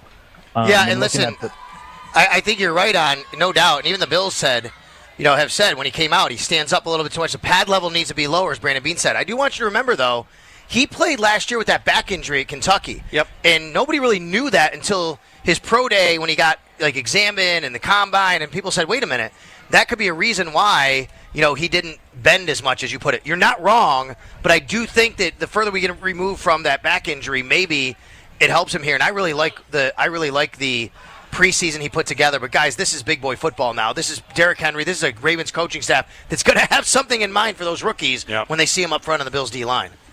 Yeah, I'll say this too about Deion Walker is his preseason really, really impressed me. And I don't know exactly what I was expecting when he walked in, but I will say him and TJ Sanders too, I think flew under the radar a little bit. I agree. But also had a really strong preseason. Yeah.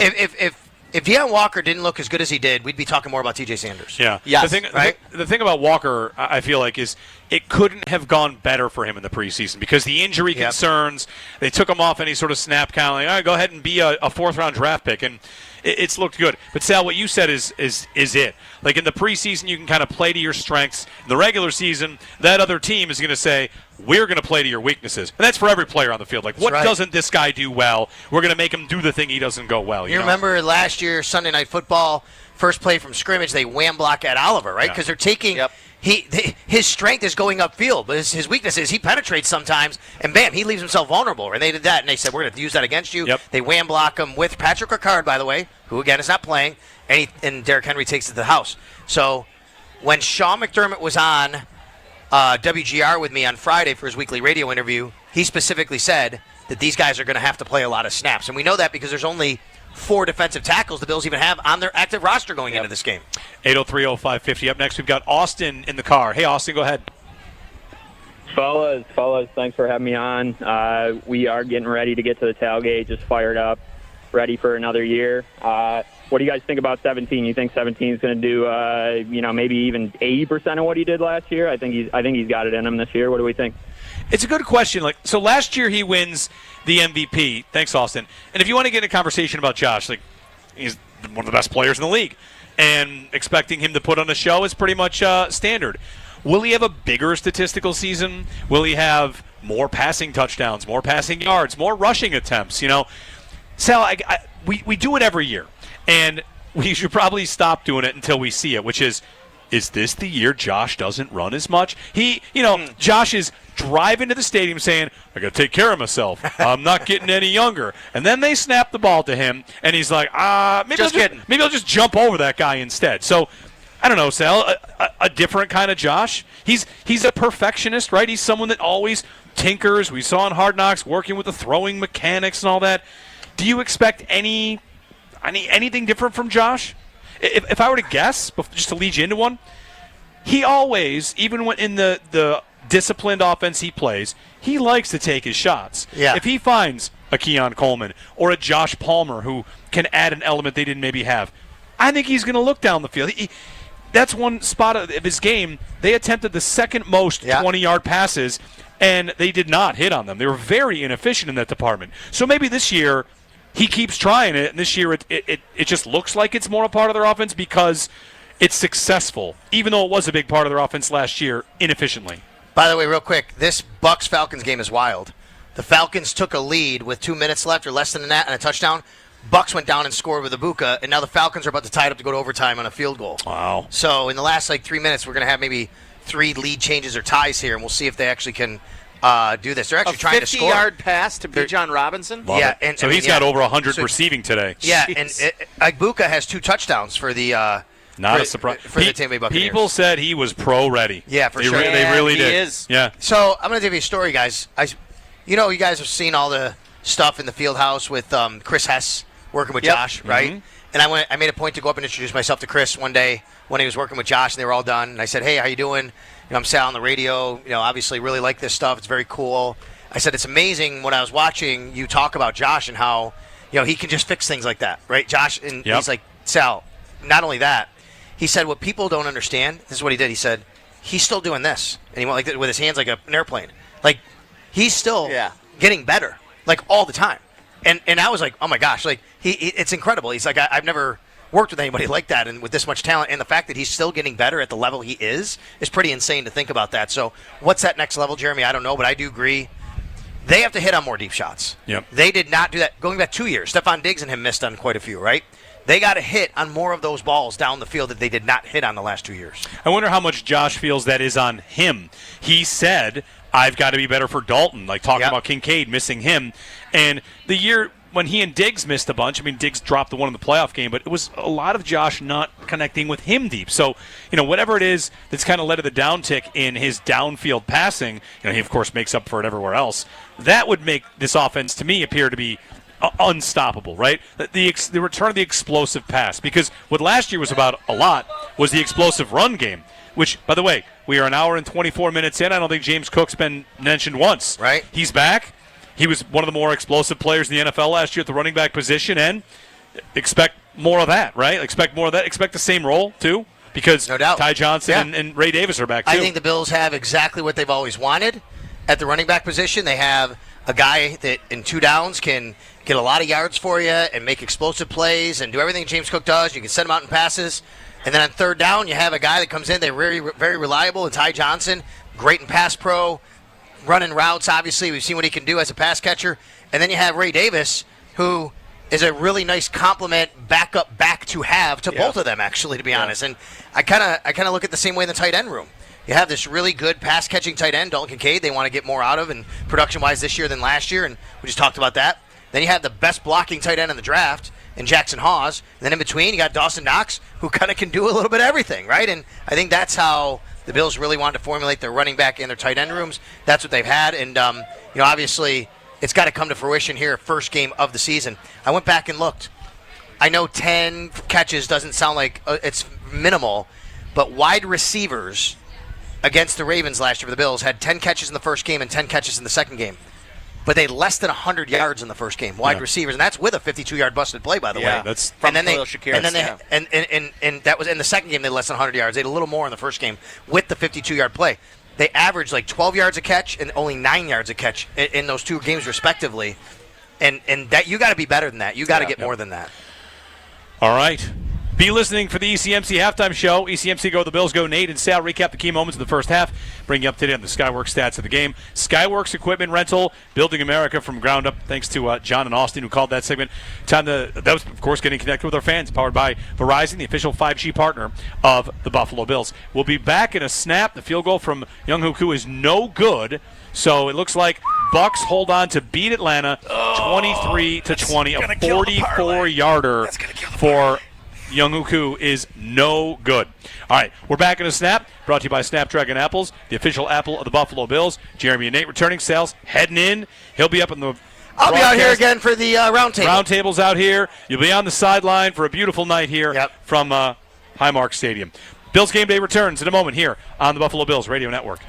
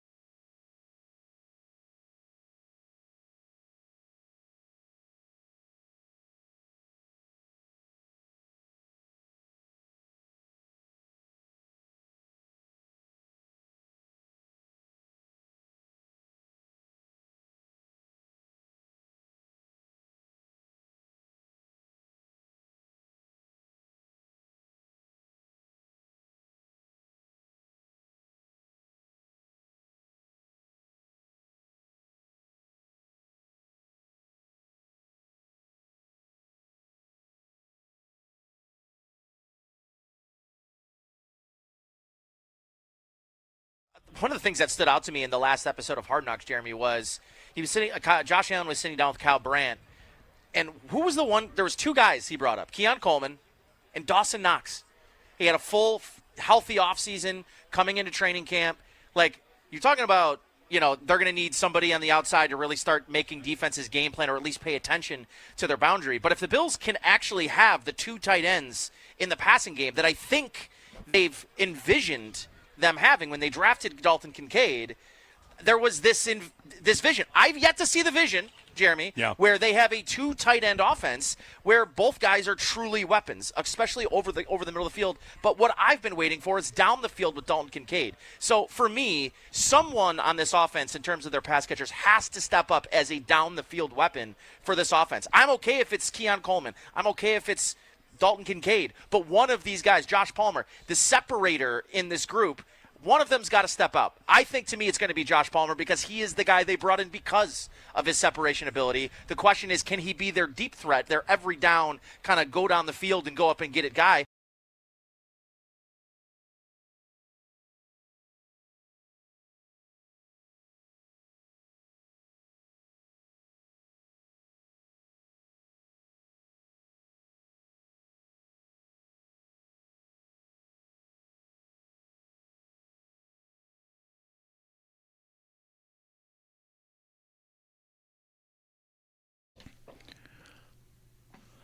Game day for the Buffalo Bills as they play under the lights for Sunday Night Football against the Baltimore Ravens in what will be the last home opener in the current Highmark Stadium. The Barnes Firm injury report for tonight's game: injured. For help, call 1-800-8-million.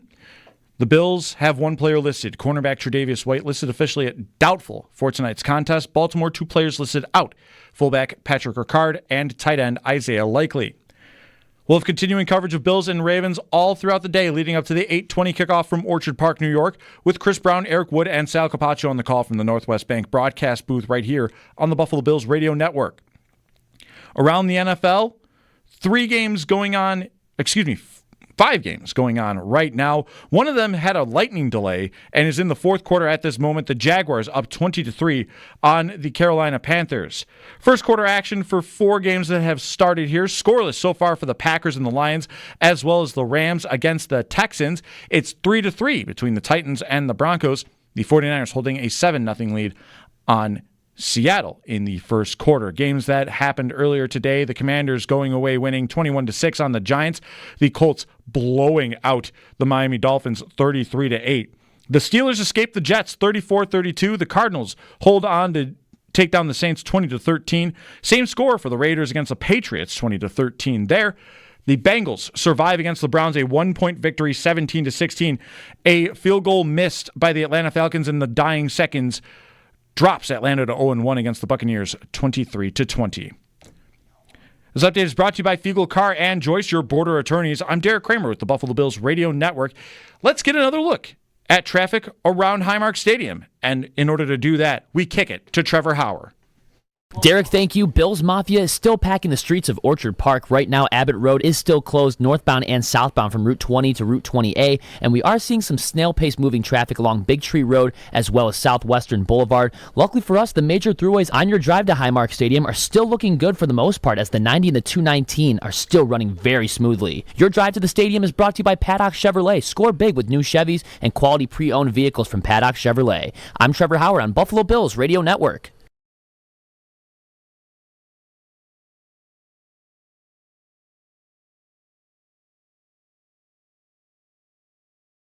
But just execution, bro. Whatever we call, execute and keep the momentum going. Stand up in front of chains. Don't let them get to their designer down where they feel like you're in a must-throw situation, because then they can do kind of whatever. And then they D-ends, D-line get the pin their ears back. So you want to stay out of second and long, third and long situations. Bill's second-year receiver Keon Coleman there, as he talks about staying ahead of the sticks for the Bills. That locker room audio brought to you by Reimer Home Services. Homes rely on the Rhino. Bills Game Day powered by Anderson Water, Power, and Air. Anderson, tap in to better living. My name is Jeremy White. With me is Nate Geary. We're here hanging out for a Bills pregame show on Bills Game Day, and Bills coverage here rolls right through. You can pop out visit. The Roundtable will be here. We're kind of centrally located outside the stadium. We're going to do that for the first month of the season or so, and maybe on other games as well. It's a beautiful day out here. Sunny, breezy, bright, and go Bills. Go Bills, as the fellow walking by the booth would say. Yeah, you can stream us, you can listen, whatever. We're on YouTube, all that good stuff. And we're keeping track of the other games. Some highlights from big game players. Bijan Robinson at 100 yards receiving today in a loss. Tampa found a way to get a win. Baker Mayfield to Emeka Egbuka, rookie receiver that showed out in his first game. Bills newcomers. Which newcomer are you most interested in seeing today? How about that? 8030550. Give us the newcomer you're most interested in seeing today. It would be Michael Hoyt for me. Yes, I would agree with that. It would be Michael Hoyt. Yeah. I thought he looked great in the preseason. He was the Bills' first signing. When they make that move, I immediately like it because the idea of a chess piece. I can remember when Hoyt signed, they signed defensive tackle Michael Hoyt. And then the next insider said, nickel corner Michael Hoyt. And the next one was like defensive outside linebacker. Wait. What is he? Right. Because he actually had a couple snaps at nickel whatever. So he's interesting to me, but he's got to sit for 6 weeks. So we don't get the full picture of maybe what Bobby Babich and Sean McDermott are going to do until they all come back. I don't think we can sit here and actually say it's a defensive lineman, right? We can't say a defensive lineman is the guy we're most looking forward to, the newcomer. So I think for me, it's got to be Josh Palmer, right? I mean, he is their marquee. Best receiver? He's their marquee offseason acquisition on offense. It's sort of reminiscent of the 2 years ago when the Bills signed Curtis Samuel to an $8 million per year deal. That hasn't come to fruition. Luckily, is he going to do something today? He's like full go. He is a full go. So he's going to play. He's the guy that rolls out of bed and just drops, a touchdown and 62 yards. Maybe he's their big play guy. So for me, it's got to be Josh Palmer because I think he has the best opportunity to make the biggest impact on the Bills in terms of the newcomers and what they're going to do in this game. And listen, this is a Baltimore Ravens secondary. I don't know. I don't have dibs on, tabs on every single defensive secondary in the league. But I got to feel like this is, if they're not the best secondary in football, they're right there. I mean, Nate Wiggins, you talked about Jair Alexander, their offseason acquisition from the Green Bay Packers. In the slot, Marlon Humphrey, is he one of, if not the best interior, nickel back in the corner? And then on the backside, they have the best safety in football. And then they probably have, we'll see what Malachi Starks does, but he really rounds out that defensive backfield. They've got the names, they've got the draft pedigree. Are they going to be able to put it together? Because I'm going to tell you this, Jeremy. Even with the end of the year they had, which is a really solid end of their season last year defensively, they turned it around after the bye week. They were still 31st in the league against the pass last year in 2024. Second to last. So I would assume they're going to have a quicker start this year. So we'll see how that happens. But, this Ravens secondary is as good as it gets in football. 8030550. 1-888-550-2550. We're going to call in on this. Sam in West Seneca. Sam, good afternoon. How's it going, guys? Thanks for having me today. I think the easy answers for your question are probably Nick Bosa or Josh Palmer, but I know it's the first week and we might not see a lot of snaps out of them. Obviously getting integrated into the offense, but I'm excited to see how Jackson Hawes opens things up for us. It was cool to see how Alex Anderson came in and really opened up the offense, allowing us to do some interesting things. I love how Joe Brady's so creative with his play calling. So it's going to be cool. Probably not this week, but coming in the next couple of weeks to see how Jackson Hawes opens things up even more for this offense. Yeah, I love it. I like that answer. Thanks, Sam. It's a football dude right there calling in. I'm most excited about the blocking tight end. Yeah. It's a football guy right there. Well, they re-signed Alec Anderson, who might have a future on the offensive line. Yeah. Of course. He might be your starting right guard next year, 2 years. We'll see. That's right. They keep him around. Last year he played plenty, and fans kind of got to know Alec Anderson on the field. And now Jackson Hawes, now they have multiple options there, and a guy that doesn't have to report eligible every play. Yep. You think they did it for the officials? Like, sorry, here, we'll just get a guy. Yeah, we'll just get an offensive lineman with an 85 number. It just doesn't have to talk to the officials on every single play. Jackson Hawes. Deion Walker, who's a name that we have not said a lot of new. Is he inactive tonight? Is Landon Jackson?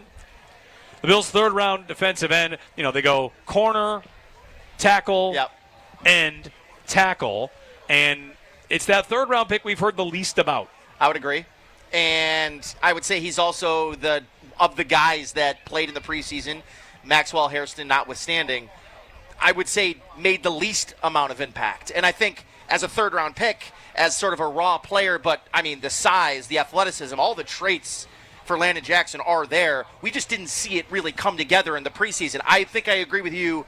I think he's a prime candidate to probably be a healthy scratch for this game tonight. We'll see how it plays out numbers-wise. But, yeah, I think the spotlight's going to start moving on him because as we inch closer to Michael Hoyt's return, they're going to have a really tough decision because they also drafted Javon Solomon, and they like him a lot. He plays special teams. I thought he had a pretty good preseason. So I think for me is in a 6-week span, can he do enough to really be the guy that they say, we're going to get rid of Javon Solomon and keep you over him? He's a third-round pick. They've invested a lot into him. Do you know who the number 1 and number 2 fantasy quarterbacks are for this week as of right now? Aaron Rodgers 1. No. Okay. Then no. I know Justin Herbert's 1. No. No. Okay. Rodgers 4, Herbert 3. Daniel Jones. Number 2. Okay. Daniel Jones, 272, a touchdown, and 2 rushing touchdowns. Oh, God. Which, by the way, always was a part of his game. Yep. And number 1 is, of course, not that surprising to the fantasy community, Justin Fields. Yes. Fields and Jones combined for 59 points today. Fantasy. 59. 29.52 and 29.48. I think I know a lot of people in fantasy were sort of circling Justin Fields, and let me tell you, the preseason, if you were all in on Justin Fields, the preseason was scaring you because you saw videos out of training camp of him not being able to hit wide open receivers, dirting balls. He gets into the game and he has a touchdown pass to Garrett Wilson. It's one of probably the best passes he's had in his career. So listen, the Jets. That's going to be them all year, I get the feeling. They're going to be a feisty team who are going to be able to score points on offense. I'm a little surprised to see them give up what they did defensively. I'll be surprised if the Jets can keep scoring like that on offense. But, if you're Pittsburgh today, you feel pretty good you got out of that alignment. Well, you have an offense. Yes. You have an offense. Yes, you do.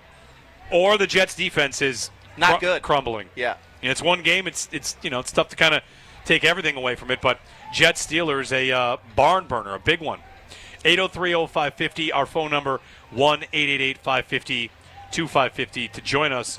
Be listening next hour during Countdown to Kickoff for Tailgate Trivia presented by TSE Buffalo. You could win a Buffalo Bills autographed merch item courtesy of Total Sports Enterprises Buffalo. Of course, this is Bills Game Day, powered by Anderson Water, Power, and Air. Anderson, tap in to better living.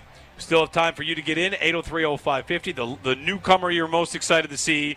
Heard Jackson Hawes there. I've talked Bosa, Sanders, Walker. And Elijah Moore's another one that he had about a month there. His name was really on the tip of everyone's tongue. Yeah. And camp kind of happened. He was there. But he was there. He was there.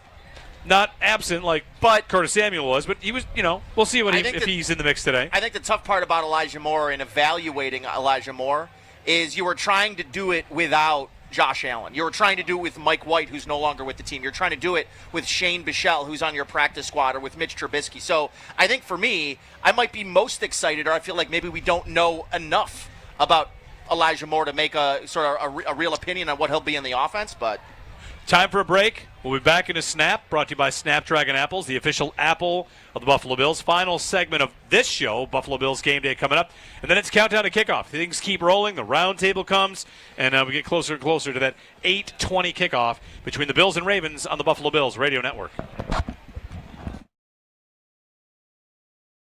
I just looked something up. Jeremy and I talked about this last hour. Patrick Ricard out for the Baltimore Ravens and how important he is to their offense. The Ravens in 2024 ran 22 personnel more than any team in the NFL. It accounted for more than 12% of their plays and personnel packages that they used last year. How big of an absence do you expect him to be? And which runner pass do you think his presence maybe has a bigger impact, or his lack of presence has a bigger impact? Well, it's the run game, but I bet you even on that stat you gave, I bet Isaiah Likely was also on the field in a lot of that. I would also agree. He's also out of the game. And I think those two as a pairing together, missing them for the Ravens is a really big deal. Now, from the Ravens side of things, they've been preparing for this for a while, right? They've known that Isaiah Likely wasn't going to play. They've probably known Patrick Ricard wasn't going to play for several weeks now. So they've been preparing a game plan here.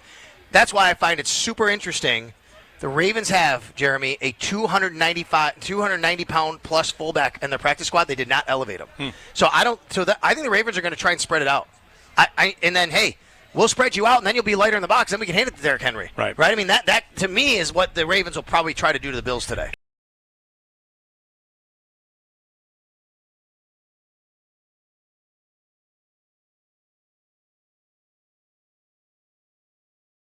One thing, Nate, I'd like to see from Coleman this year, and this is not a statistical evaluation.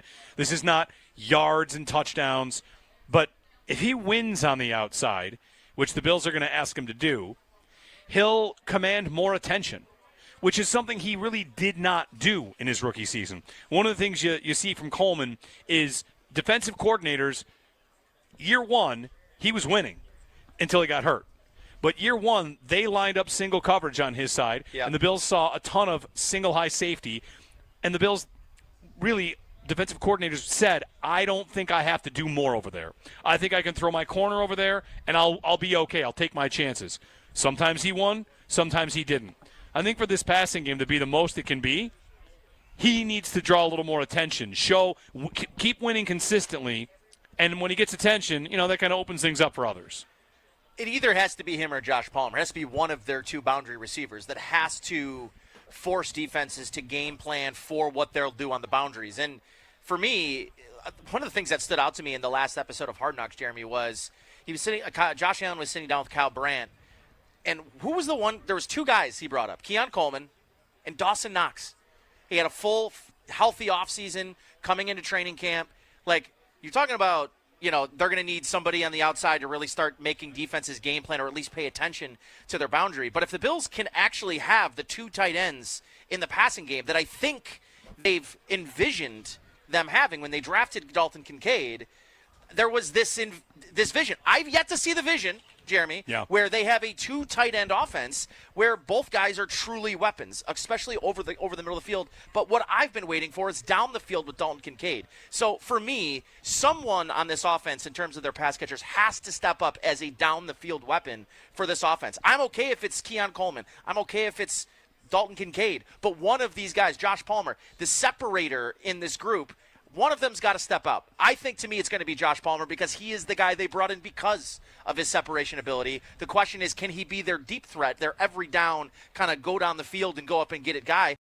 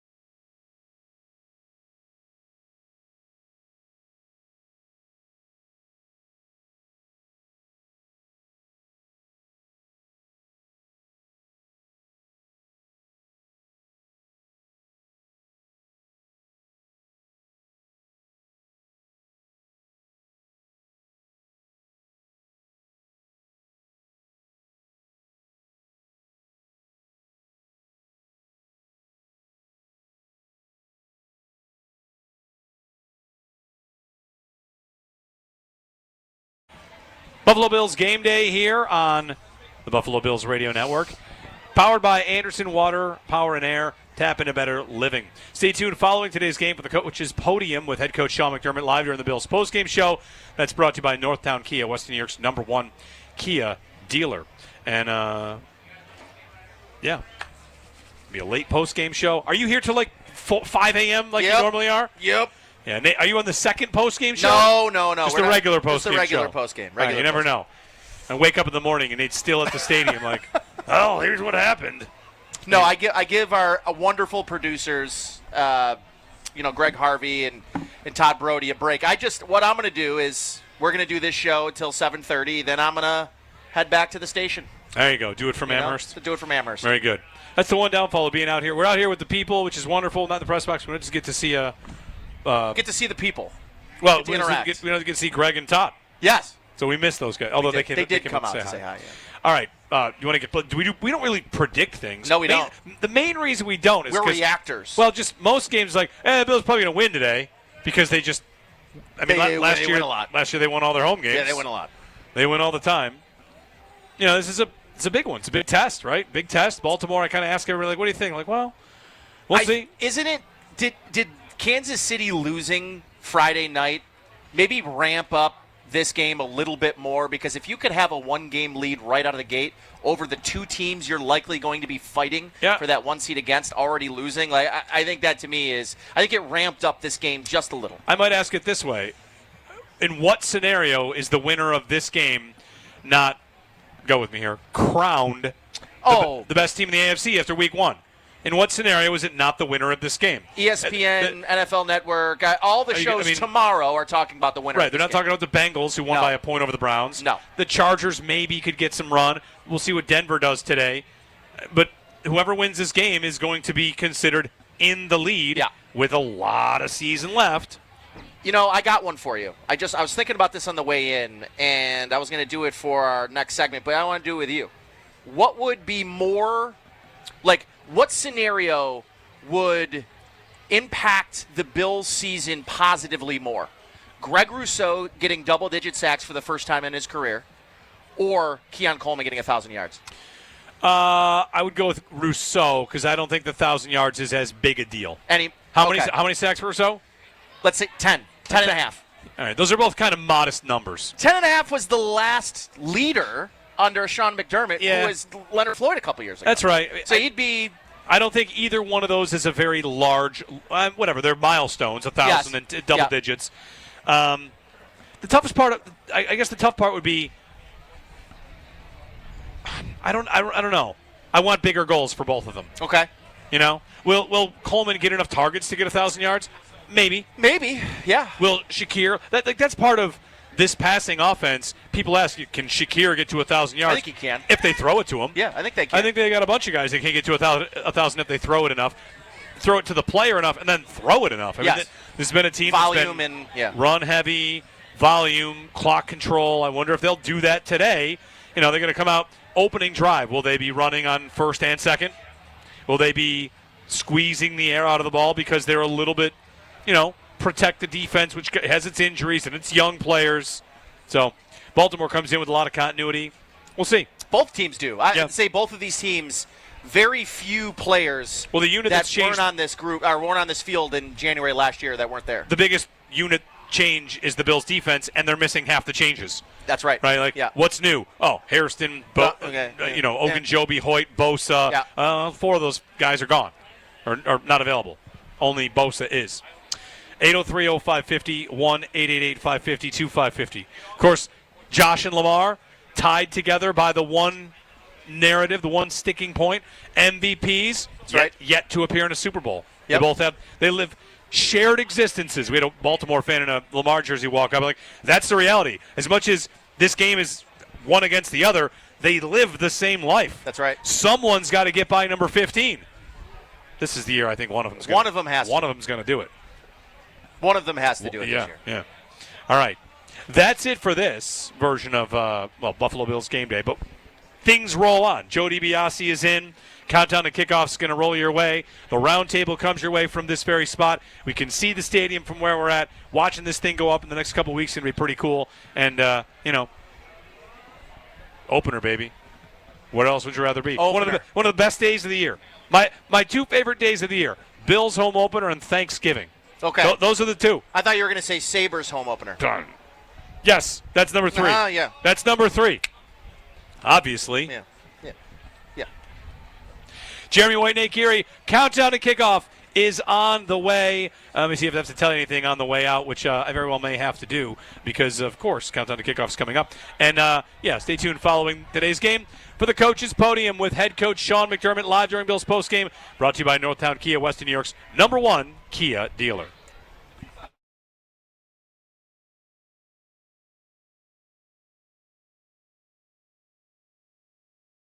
I just looked something up. Jeremy and I talked about this last hour. Patrick Ricard out for the Baltimore Ravens and how important he is to their offense. The Ravens in 2024 ran 22 personnel more than any team in the NFL. It accounted for more than 12% of their plays and personnel packages that they used last year. How big of an absence do you expect him to be?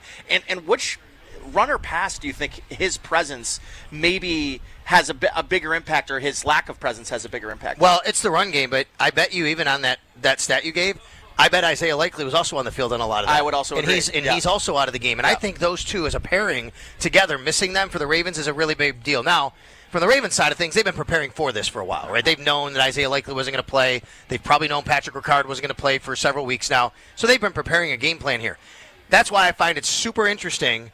The Ravens have, Jeremy, a 290-pound plus fullback in their practice squad. They did not elevate him. So I think the Ravens are going to try and spread it out. And then, hey, we'll spread you out, and then you'll be lighter in the box. Then we can hand it to Derrick Henry. Right. I mean, that to me is what the Ravens will probably try to do to the Bills today.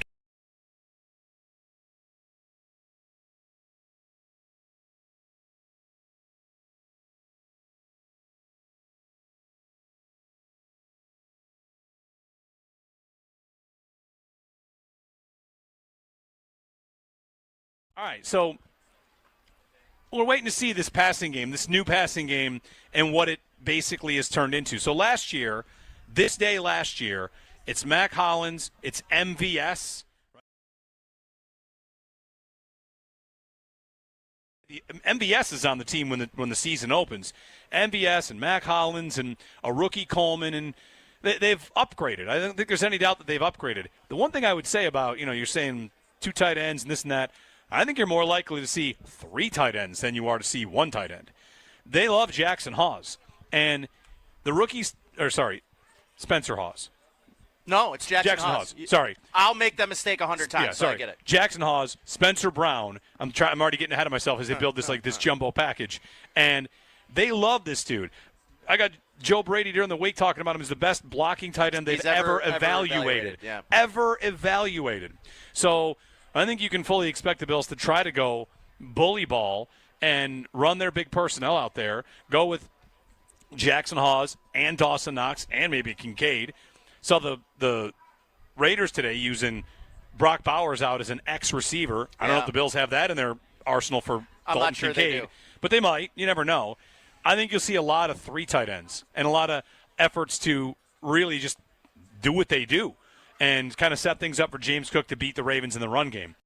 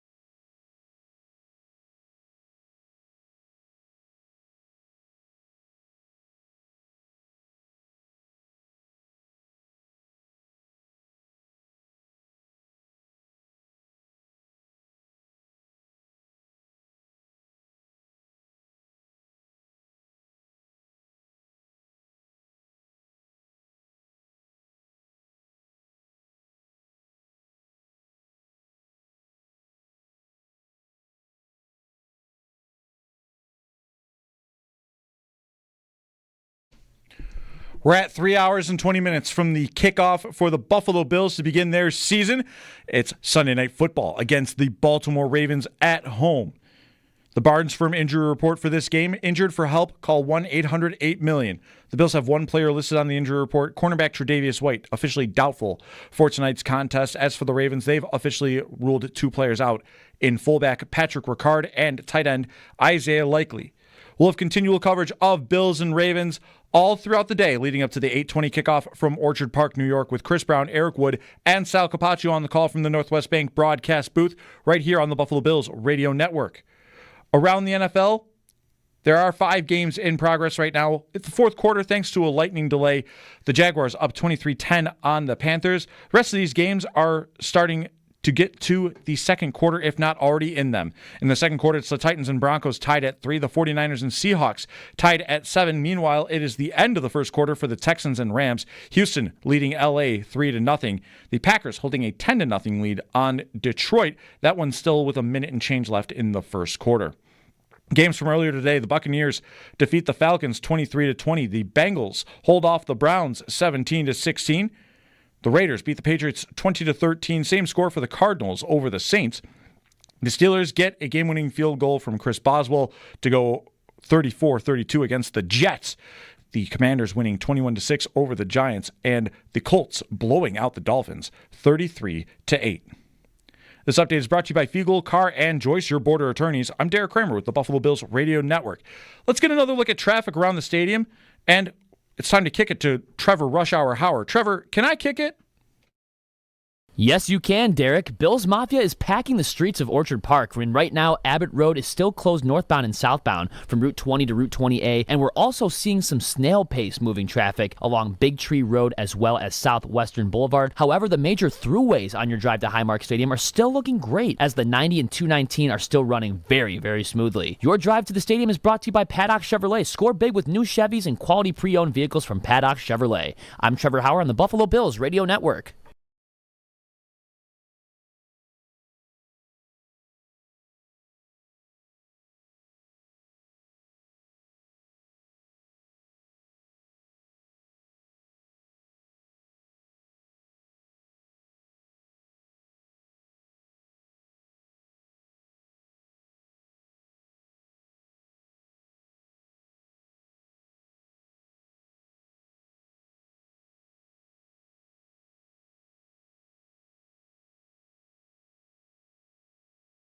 We're getting you ready for the 8:20 p.m. kick between the Buffalo Bills and the Baltimore Ravens, with Chris Brown and Eric Wood calling the play-by-play from the Northwest Bank broadcast booth. This hour of Countdown to Kickoff is brought to you by Northtown Automotive. Whatever you're looking for, you'll find it at Northtown. Welcome back. Opening night here in sunny Orchard Park. I'm Nate Geary. Sitting next to me is Joe DiBiase. What's up? Yeah, Joe, we're outside hanging with the people. It's warm. Look at the new stadium right in front of our faces. I mean, that can't be beat by us, at least. Not that the empty field isn't good to look at also as a backdrop, but the new stadium going up, I'm gonna like this as the season progresses here. This will be fun. There's no doubt about that, and we got a perfect weather day for the first day we're outside here. Literally perfect weather. Yep. You could wear shorts, you could wear long pants, you can wear hoodies, you could do whatever you want. I texted you, should I bring long sleeves? I think when I did that, you guys were in the shade, probably. Yes. So now that the sun is right in front of us, it feels, just a little bit warm, but nothing crazy. Short sleeves is perfect, and then by tonight, hoodie and shorts weather. Yeah, this is beautiful. We've had some hot openers, and this one is going to be, I think, like crisp fall type weather, which is awesome. No doubt about it. 803-0550 is the number to call to get connected to our fans, which, of course, is powered by Verizon. Get to your local Verizon store to check out our latest deals today. And time now for the Northtown Hyundai pregame huddle in Northtown Hyundai, Western New York's premier Hyundai dealership. Joe, for me today, the pregame huddle, I think, is very much centered around injuries. Both teams experiencing some injuries on different sides of the ball. For the Ravens on offense, they'll be without I mean, I don't know if he's all pro, but he might as well be to their offense. Patrick Ricard, their fullback, who does so many things for them. I think the ultimate chess piece for the Ravens offensively. It's not just, you would think a fullback just really is kind of in there for the run game.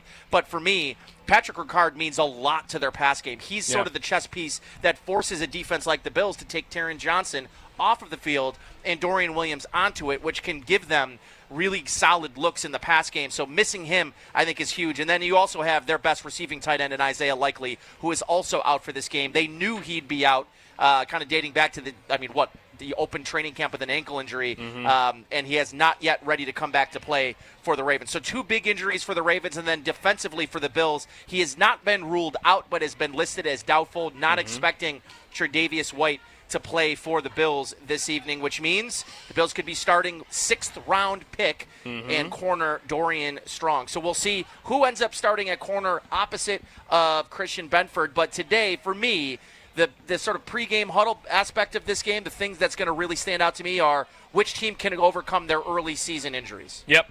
And for the Bills, I mean, we'll see if Strong is able to hold up, if it is him in the first place. I tend to think it probably will be, but that's a total guess.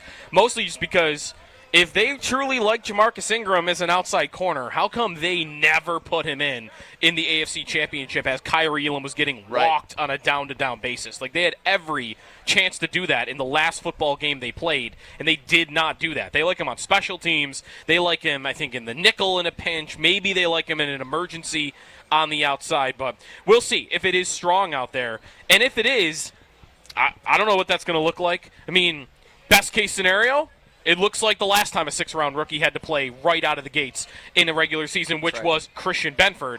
Now, the difference there might be when Benford started against the Rams in that opener 3 years ago. Kyrie Elam was healthy. Elam was healthy, and they actually did rotate a little, but it was Benford who got the start and Benford who played the majority. But why was that?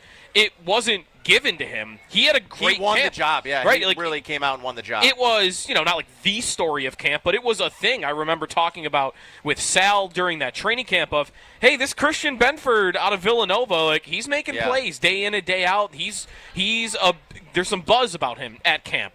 And not to say that there was anything negative about Dorian Strong, but it just wasn't somebody that week to week we were saying, like, man, you got to see the camp that Dorian Strong is having. So I feel like he's a little bit more in the rotation by default than when Benford would have been that a few years back. Doesn't mean it can't go well.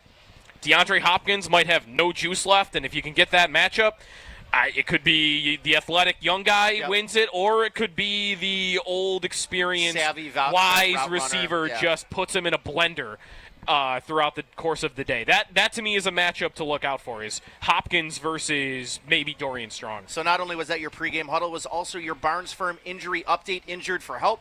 Call 1-800-8-million. So, Joe, on top of injuries, which absolutely will be a part of the storyline for me in this game, it's also the new look, quote-unquote, Bills defense. Joey Bosa making his Bills debut this evening for the Bills on Sunday Night Football. On top of that, you look at players in the back end. Cole Bishop didn't start that last season in the starting lineup. It was DeMar Hamlin this time around. It's going to be Cole Bishop and Taylor Rapp on the back end. On offense, Josh Palmer, his Bills debut tonight as well for the Bills. Any of those players kind of sticking out to you as ones you've got your eyes on for this matchup? Definitely Cole Bishop. I mean, Bishop actually, surprisingly, he didn't play much last year, but in 2 of the games that he played the most in, the regular season game against Baltimore, because I believe Taylor Rapp went out in that game.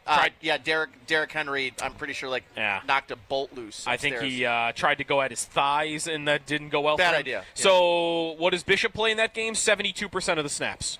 And then in the playoff game, Rapp's hurt again.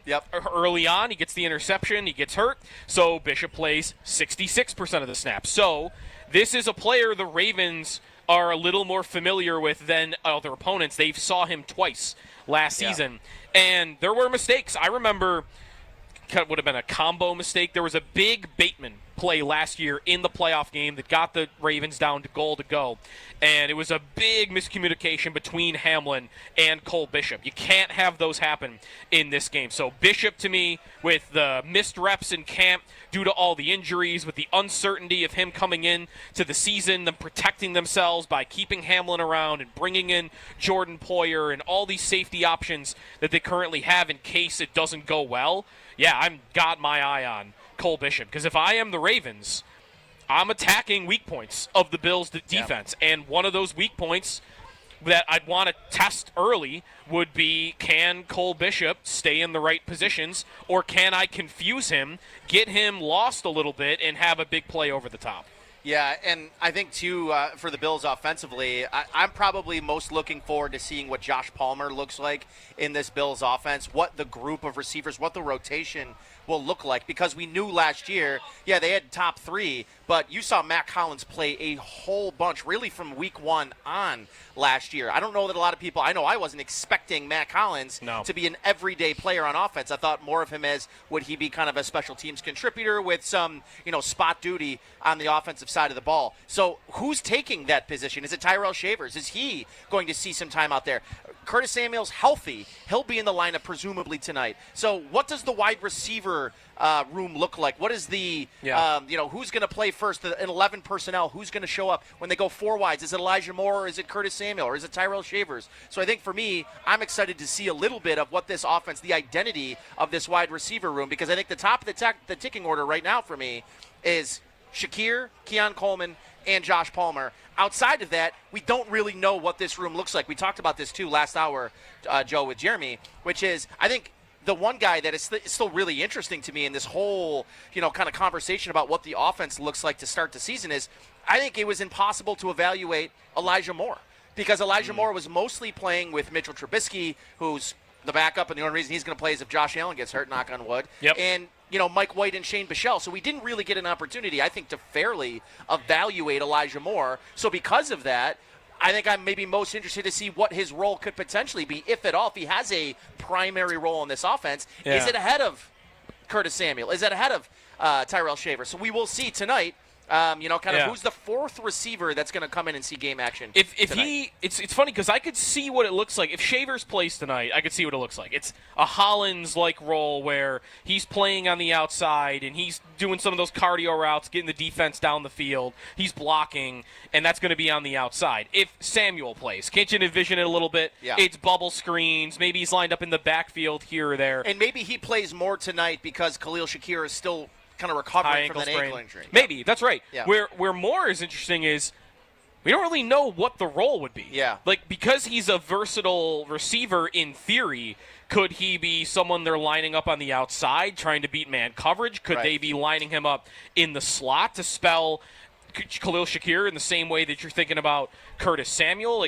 The reason that Moore is the most interesting to me is not just how much will he play, it's how will they use him. Because every other receiver they have in their room, even Palmer's new, but we know what that looks like, right? Yeah. He'll play on the outside. He'll take up all those snaps that Matt Collins had. They're going to use him the way they tried to use Amari Cooper. They're going to line him up in the outside, and they're going to give him a little bit of space. He won't be right on the line, and he'll just go beat those cornerbacks.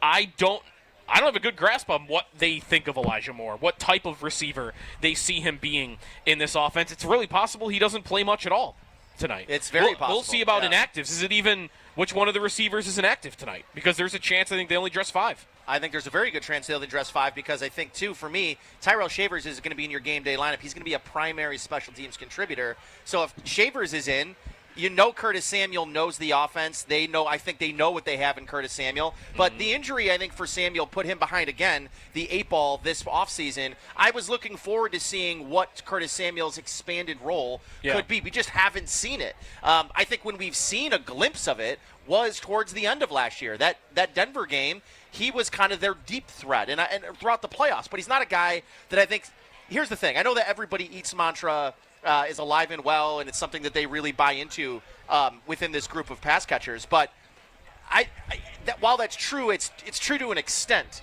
because I do think that they've got 5 primary pass catchers and you've got 2 tight ends and 3 receivers. How everybody else sort of slots in, I'm not exactly, Joe, thinking I'm expecting more from Curtis Samuel than we got last year, especially as this team's number 4 wide receiver. They do and will rotate guys. It won't just be on the outside Keon Coleman. And maybe part of this conversation, too, Joe, goes to, will we start to see them move Keon Coleman around a little bit? Will Keon Coleman bump into the slot? Because last year, the big slot was a huge role for them. That was Matt Collins' role for this team last year, was that big slot player, and it was a mismatch for them. Is that going to be something that they look to Keon Coleman to do, or is that going to be another player entirely? It's interesting you bring that up because I remember Coleman's number playing in the slot last year. I think it was 7 snaps. Total all for the year. entire year that they lined him up on the inside. Hollins, as you mentioned, it was more. Oh, hold on, I already got his snaps for today against for New England. Yeah, last year, Matt Collins, so it was 7 for Coleman. It was 269 for Matt Collins. Out of the slot. 467 out wide, 269 in the slot. That's a lot of plays. And that, I kind of think that's Palmer, but you think Palmer's going to line up in the slot? It's part of because I don't know if Coleman is not playing at the X. Who's doing it? Right. And I guess maybe that's where Shavers could come in. I don't even know if he'll be active, though. It's very curious. And, I know, like, some people might be walking up and like, oh, look, these guys are already talking receiver as they approach the 10. But why it's interesting today is I think the Bills are going to need that group more than they did in the playoff game. And that's not saying much. They didn't need them at all in the playoff game. They took one shot down the field to Khalil Shakir on the first drive. 10 receptions for the wide receivers. That was it. They just didn't need them because they got ahead, and it was, let's run the clock, let's not make mistakes. We don't need to challenge them down the field. But in this game, I think it's more likely, much more likely, that they're going to need to score. They're going to need to push the ball a little bit further down the field, take a few more chances than they did. I think it would be incredible if they were able to get away with the same offensive game plan where, hey, Josh Allen doesn't have to really do anything. We just have to run the ball 4 yards a pop, move the chains, and we'll win this football game. You can beat the Ravens sometimes like that, but I don't think consistent. In a nice weather regular season game, I feel like it's much more likely they're going to need to throw a little bit tonight. Well, the one guy too that I was surprised when I was watching the last episode of Hard Knocks and Kyle Brandt sitting down with Josh Allen, and that was kind of the highlight interview of the last episode. And the two names he mentioned was talking about Keon Coleman, and he mentioned the other guy is Dawson Knox, which is right now the second longest tenured Buffalo Bill behind. Who would it be right now? Dawkins. Yes, that's right. So right now you have Dawson Knox as your second longest tenured player on this team, not just on offense, but on the team. Yep. And I wonder sort of what we haven't really seen. At least I hope we haven't seen what the plan is when the Bills drafted Dalton Kincaid. What they envisioned those two looking like together, I can't imagine has come to fruition over the course of their first 2 seasons playing together. So are we going to see more than like, well, we've got to get the ball to Dalton Kincaid, so let's throw him a slip screen? Can we see what this looks like down the field within? Because to me, it's not just about Josh Allen being better in the vertical game down the field on the sidelines to his receivers. I think that in order for them to become the best version of themselves, one of their deep threats has to be Dalton Kincaid down the middle of the field. Yeah. Do you like this matchup for that? Their linebacking core, so Roquan Smith, who not someone I would expect Kincaid to dominate by any means.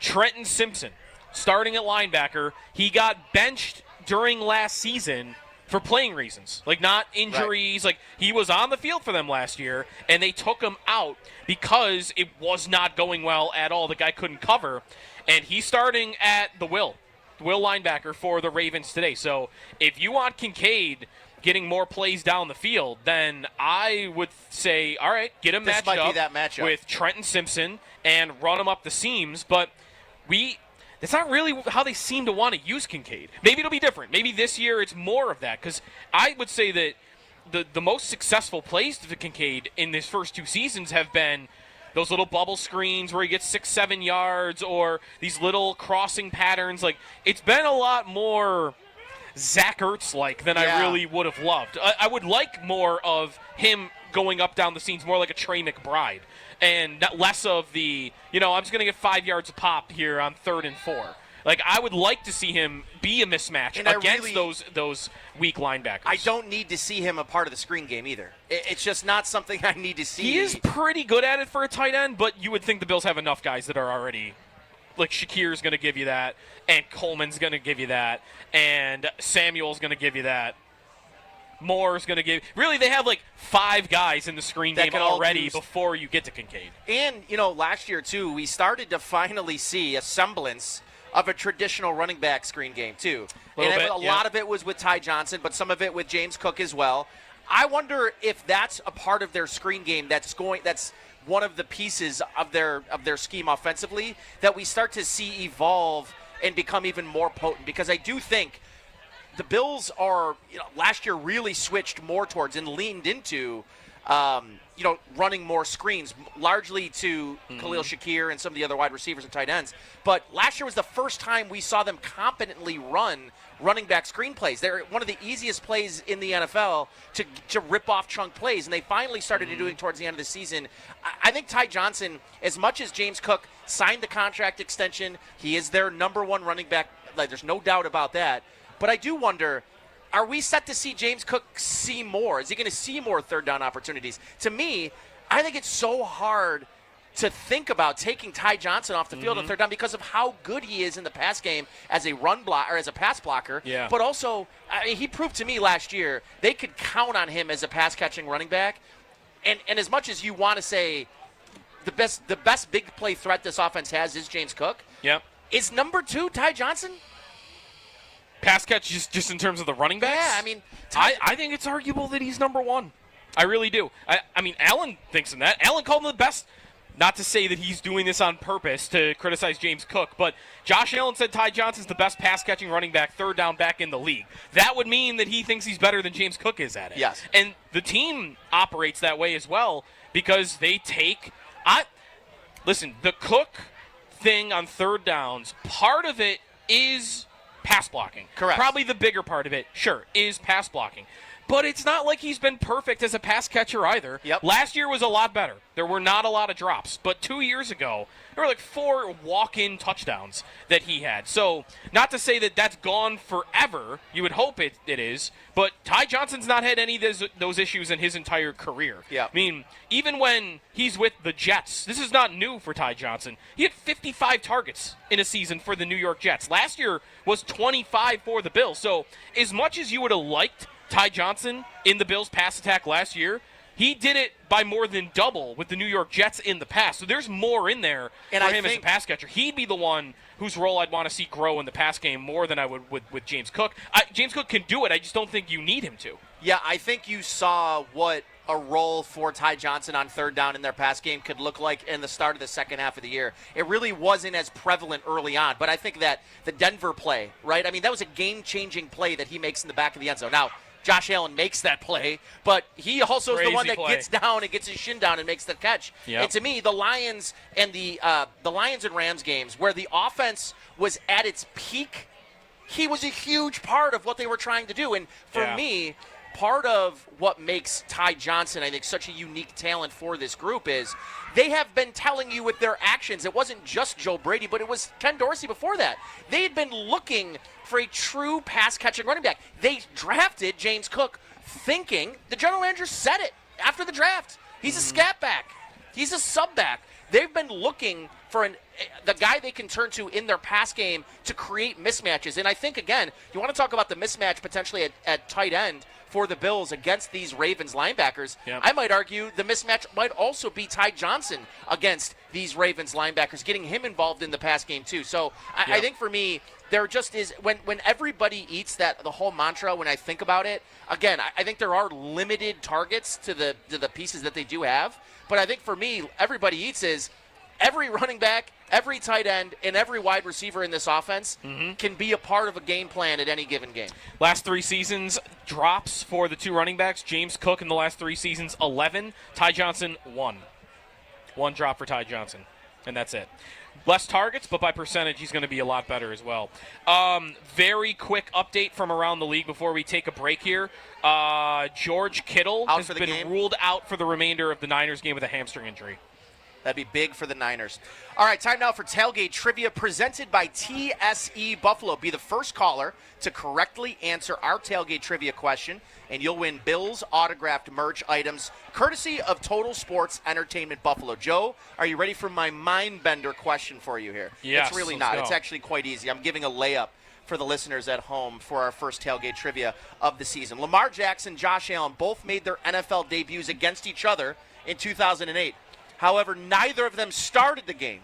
Who are the two starting quarterbacks in 2018 for the Bills and the Ravens in the Ravens' blowout victory over the Buffalo Bills? First caller correctly wins. Call now 716-221-4WGR. Again, it's 716-221-4947. On tap next on Countdown to Kickoff. Joe and I will take a deeper look at this week's opponent, the Baltimore Ravens. Next on tap is brought to you by Miller Lite, proud partner of the Buffalo Bills. It's Miller time.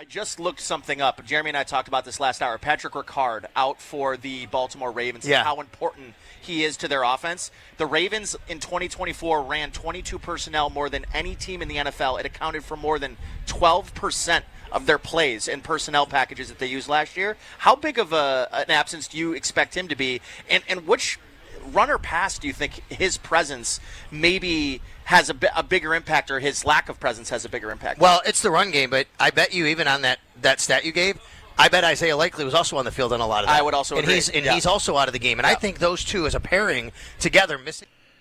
Game day for the Buffalo Bills, Sunday Night Football style to open the season against the Baltimore Ravens in what will be the last home opener in the current Highmark Stadium. The Barnes Firm injury report for this game: injured. For help, call 1-800-8-million. For Buffalo, cornerback Tre'Davious White doubtful for tonight's game. Baltimore ruling 2 players out on their side in fullback Patrick Ricard and tight end Isaiah Likely. We have pregame coverage continuing on all day for Bills and Ravens leading up to the 8:20 kickoff from Orchard Park, New York, with Chris Brown, Eric Wood, and Sal Capaccio on the call from the Northwest Bank broadcast booth right here on the Buffalo Bills radio network. Around the NFL, we're heading toward halftime for several of these games. It is halftime for the Seahawks and 49ers. Seattle up 10-7 on San Fran. Meanwhile, the Broncos just scoring a touchdown extra point pending, 9-6 on the Titans with 16 seconds left to go in the second quarter. 2-minute warning for Texans and Rams. The Houston Texans winning 6-0 on LA at the moment. Meanwhile, also at the 2-minute warning, the Lions are driving but trailing the Packers 17-3. Scores from earlier today: the Buccaneers beat the Falcons 23-10. The Bengals survive against the Browns 17-16. The Colts blowing out the Dolphins 33-8. The Patriots downed by the Raiders. Vegas winning that one 20-13. Same score for the Cardinals over the Saints. The Steelers get a game-winning field goal from Chris Boswell against the Jets. 34-32 for Pittsburgh there. The Commanders winning 21-6, while the Jaguars had to deal with the weather delay. They win against the Panthers 26-10. This update is brought to you by Fiegel, Carr, and Joyce, your border attorneys. I'm Derek Kramer with the Buffalo Bills Radio Network. Let's get another look at traffic around Highmark Stadium. And for more of that, we go to Trevor Rush Hour Hauer. Thanks, Derek. The streets of Orchard Park surrounding Highmark Stadium are absolutely packed. Right now, Abbott Road is closed northbound and southbound from Route 20 to Route 20A, and we're almost completely stalled in both directions on Southwestern Boulevard and Big Tree Road. However, the major throughways on your drive to Highmark Stadium are still looking good for the most part, as the 90 and 219 are still running very smoothly. Your drive to the stadium is brought to you by Paddock Chevrolet. Score big with new Chevys and quality pre-owned vehicles from Paddock Chevrolet. I'm Trevor Hauer on the Buffalo Bills Radio Network.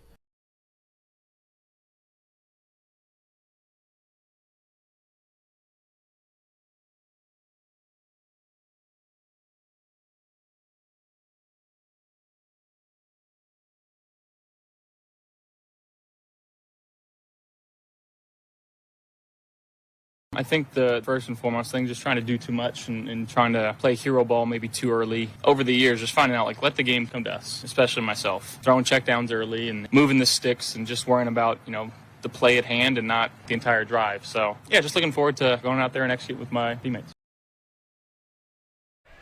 All right, welcome back to Countdown to Kickoff. This hour of Countdown to Kickoff is brought to you by Northtown Automotive. Whatever you're looking for, you'll find it at Northtown. Good evening, great. It's evening-ish. I'm Nate Geary, Joe DiBiase.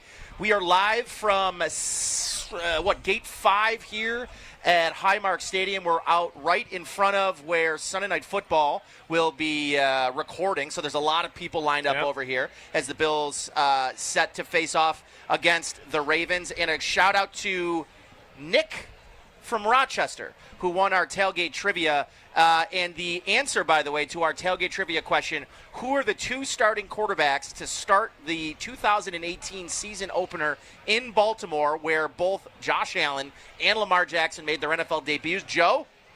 Nathan Peterman. That's right. And Joe Flacco. Joe Flacco and Nate Peterman were your 2 starters back in 2018. End of an era for the Baltimore Ravens in that game. However, it came a little later in the season. Joe Flacco looked pretty darn good against that Bills defense in 2018, en route to a huge blowout against the Bills back in 2018. All right, time now to take a look at this week's opponent.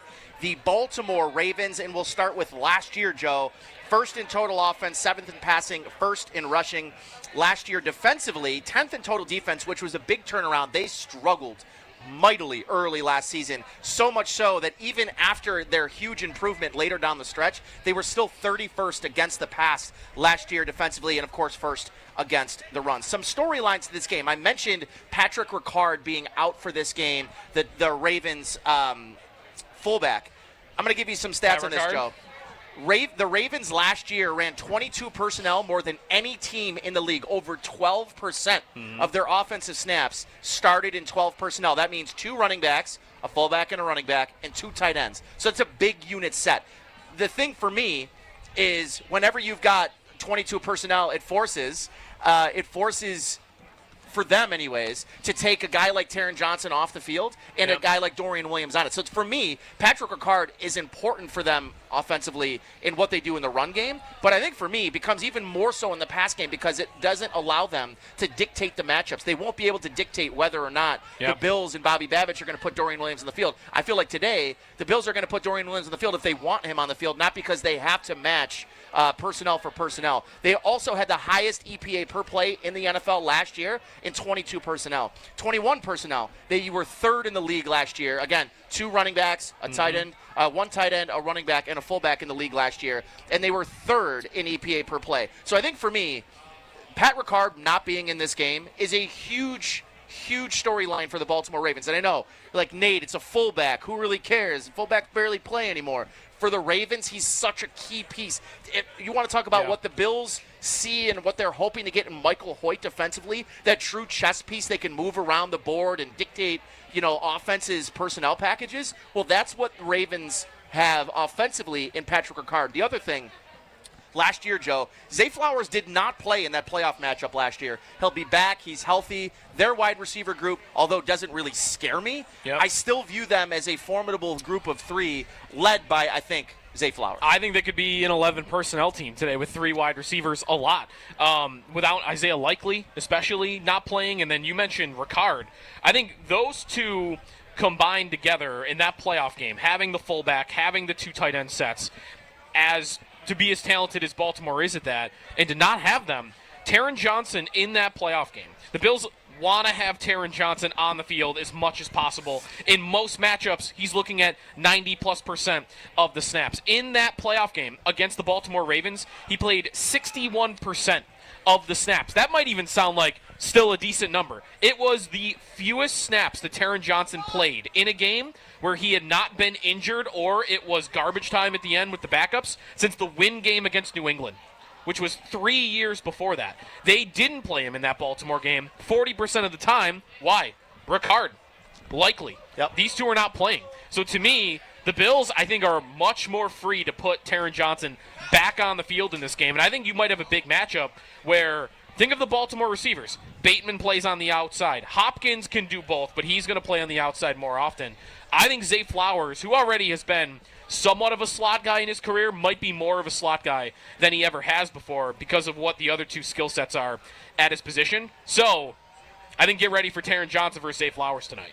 Yeah, and again, to your point, him playing the least amount of snaps he's played since the win game 3 years ago last year. I agree. I think it allows the Bills to dictate their matchups a little bit more. And again, instead of having to put Dorian Williams on the field, you put him in situationally, not as a reaction to whatever personnel changes the Baltimore Ravens are making. It's more so you trying to dictate the personnel groupings that the Ravens will have on the field. And so for me, in a matchup like this as well, I think the thing that I keep looking at is over the last couple of years, the Bills and how they've defended Derrick Henry-led teams, not just the Ravens last year, but Tennessee before that. You take away that long run in Tennessee a couple years ago, you take away the long run in the regular season game last year, the Bills have done a great job hemming in Derrick Henry. 26 yards, I think 21 yards in the first half of the divisional round game last year at home, and that was what's supposed to be the game. And the weather conditions that really were supposed to play to Baltimore, I thought the Bills physically really stood up very well against a Ravens team who was trying to impose their will in a cold field and a divisional game where they're the favorite and blah, blah, blah, blah, blah, blah. So for me, like in a matchup like this, Derrick Henry and how they're able to defend the run. Can they do it with Taron Johnson on the field, or will they opt to, even though Patrick Ricard and listen, Charlie Kolar is a nice player for Baltimore as well. He was drafted the same year that Isaiah Likely was. He's not the same, I think, athletic profile that Isaiah Likely is, but Charlie Kolar's not a schlub either. He's going to go out there, and I think he's going to equally have an impact in this game. He might be one of my, by the way, my picks in my parlay later. Charlie Kolar is going to be? That's right, brother. I mean, I also wonder doing my homework. Where he lines up. The Ravens did not elevate their practice squad fullback, Lucas Scott. So does that mean they throw out the entirety of the playbook that has a fullback with Pat Ricard in it?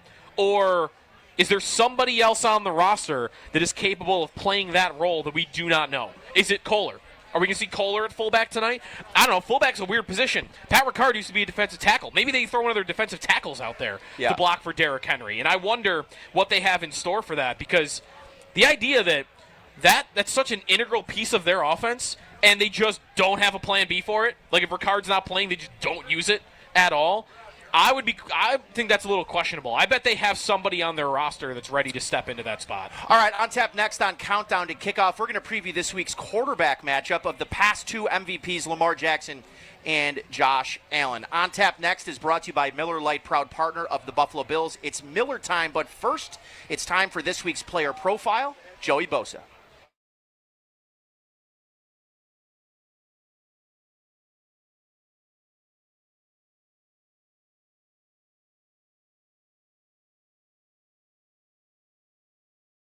Here's Howard Simon. It was a risky move, but it carries a potentially high reward. One of the Bills' goals this past offseason was to improve their pass rush.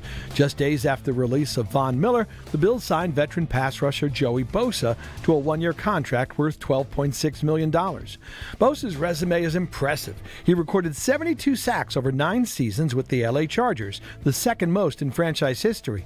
But injuries have been a big issue in recent seasons.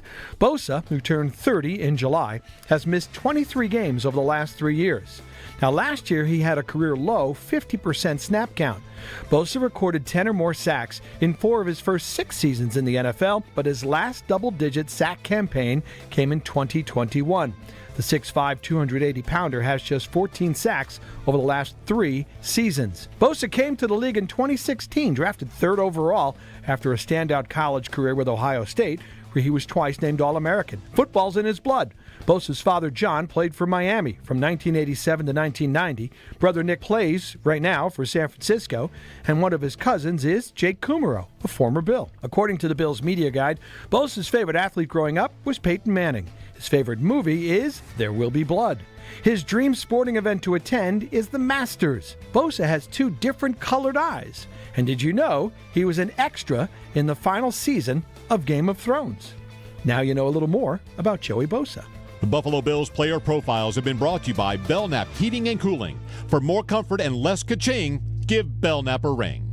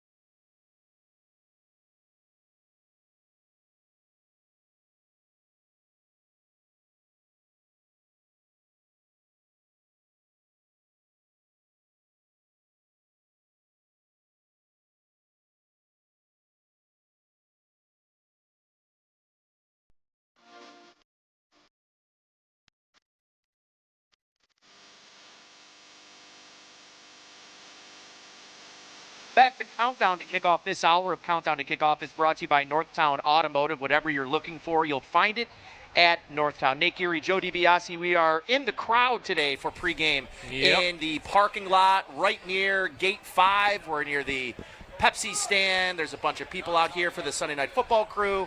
But time now to preview this week's matchup at quarterback. And last year, Joe, Lamar Jackson finished his second in MVP voting last year, and for good reason.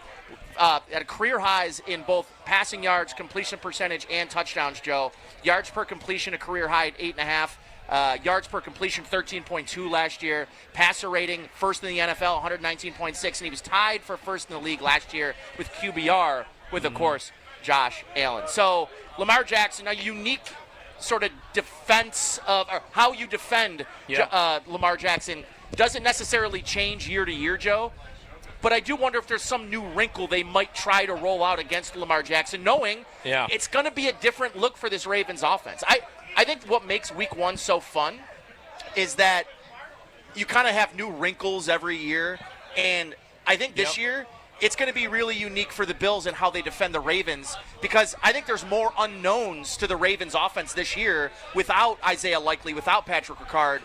And we'll see what DeAndre Hopkins does within this offense as well. But, I would guess it's probably going to be a unique week of preparation, not exactly knowing what this offense is going to look like. Yeah, and how much more attention they could pay to Jackson in this game, because they don't have that Ricard option. They don't have that Likely option. And it might not be as difficult for the Bills to defend Derrick Henry in this game, as they clearly sold out to stop Derrick Henry in that playoff game. And they, for the most part, were able to do that until actually Justice Hill was the one who got off a little bit on them in the second half. Jackson, I think, they forced him into a couple of mistakes, but otherwise he picks them apart when he wanted to in that playoff game. But part of that strategy was you were going to get a couple of mistakes. In this game, I wonder what the Bills' game plan is. Do they feel like they even need Jackson to turn the ball over a couple of times? Or can they get a few more stops with an extra corner on the field, Taron Johnson playing a little bit more than he did? I wonder how much more of a passing matchup this is than it really became in that playoff game. I think, too, one of the big things that I think the Bills have done well against Lamar that I think a lot of teams struggle with is keeping him within the pocket, right? Because when he can extend plays, he just becomes, to me, Josh and Lamar, when they extend plays, they become so impossible to defend, because it's not just that you have to keep Lamar or Josh from running the football, that your corners have to defend wide receivers for 4, 5, 6, 7 seconds. And that's really, to me, last year when the Ravens offense really started to get rolling in that second half, it was because Lamar was able to sit back there, and your corners, they played a lot of man coverage last year against the Baltimore Ravens and their wide receivers.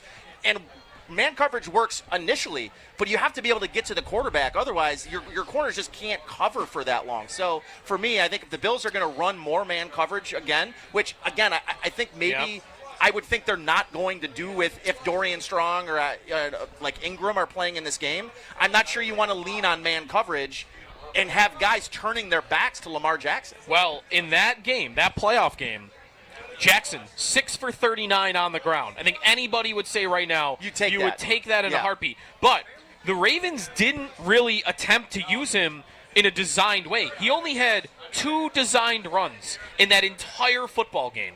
And what are the odds you're going to see only 2 designed runs for the Bills, for the Ravens against the Bills in this one? I would expect them to have a couple more. Here's the difference. 2 designed runs against the Bills in the playoff game. The previous week against Pittsburgh, he had 9. Yeah. They're very – how about in the regular season game a little bit earlier in the season? That was – okay, I guess only 3 against the Bills. Maybe it's more of a Bills trend, because all these other teams, 6 against Cincinnati, 5 against Washington, 5 against Cleveland, 6 against the Chargers. But against the Bills, 5 in 2 games combined. Designed Lamar Jackson runs. Yeah, and I regardless of how he does on the ground, I think still, and there's this idea, like I was listening to a caller on the way in talk about, well, if all you got to do is make Lamar Jackson a thrower. I wish it was that easy. It's not that easy. He's an MVP, not because he just runs the ball better than any other quarterback in the league. He is one of the best downfield throwers the league has ever seen. He truly is. In terms of EPA per play, I mean, over the last 2 seasons as a passer, you're looking at one of the best quarterbacks, not the best running quarterback, one of the best quarterbacks in all of football. Yeah, to me, they're undisputably the top 2 quarterbacks in the league. And you get them on Sunday Night Football, the first game of the season. I mean, really, it's part of my Chiefs frustration even more, beyond the obvious reason of the playoff losses. But beyond that, it's like, get out of the way. Let these 2 guys just sling it out and go toe-to-toe for the next 5 years, and we got this stupid team in the Midwest that keeps getting in the way. Indeed. All right, be listening for the ECMC halftime show. ECMC, go where the Bills go. I'll be recapping the key moments of the first half and bring you up to date on the Skyworks stats of the game. Skyworks Equipment Rental, building America from the ground up. Also, let TRS Heating, Air Conditioning, and Electrical Excellence intercept your heating bills. Enter now at WGR550.com for a chance to win $1,200 toward your home heating costs. Don't fumble this opportunity. Contest ends January 4th, 2026. TRS Heating, Air Conditioning, and Electrical Excellence, powering tomorrow, comforting today. On tap next on Countdown to Kickoff, the Duntire Roundtable with Sal Capaccio, Chris Brown, and Eric Wood. Next on tap is brought to you by Miller Lite, proud partner of the Buffalo Bills. It's Miller time.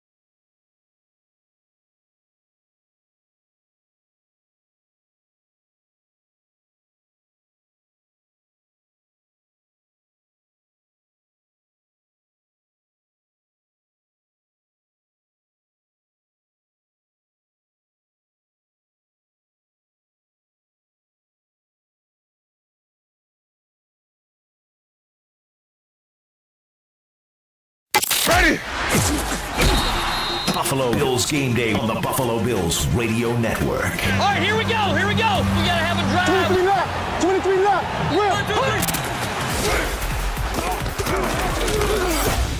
Now, with the Game Day Roundtable, here's Sal Capaccio.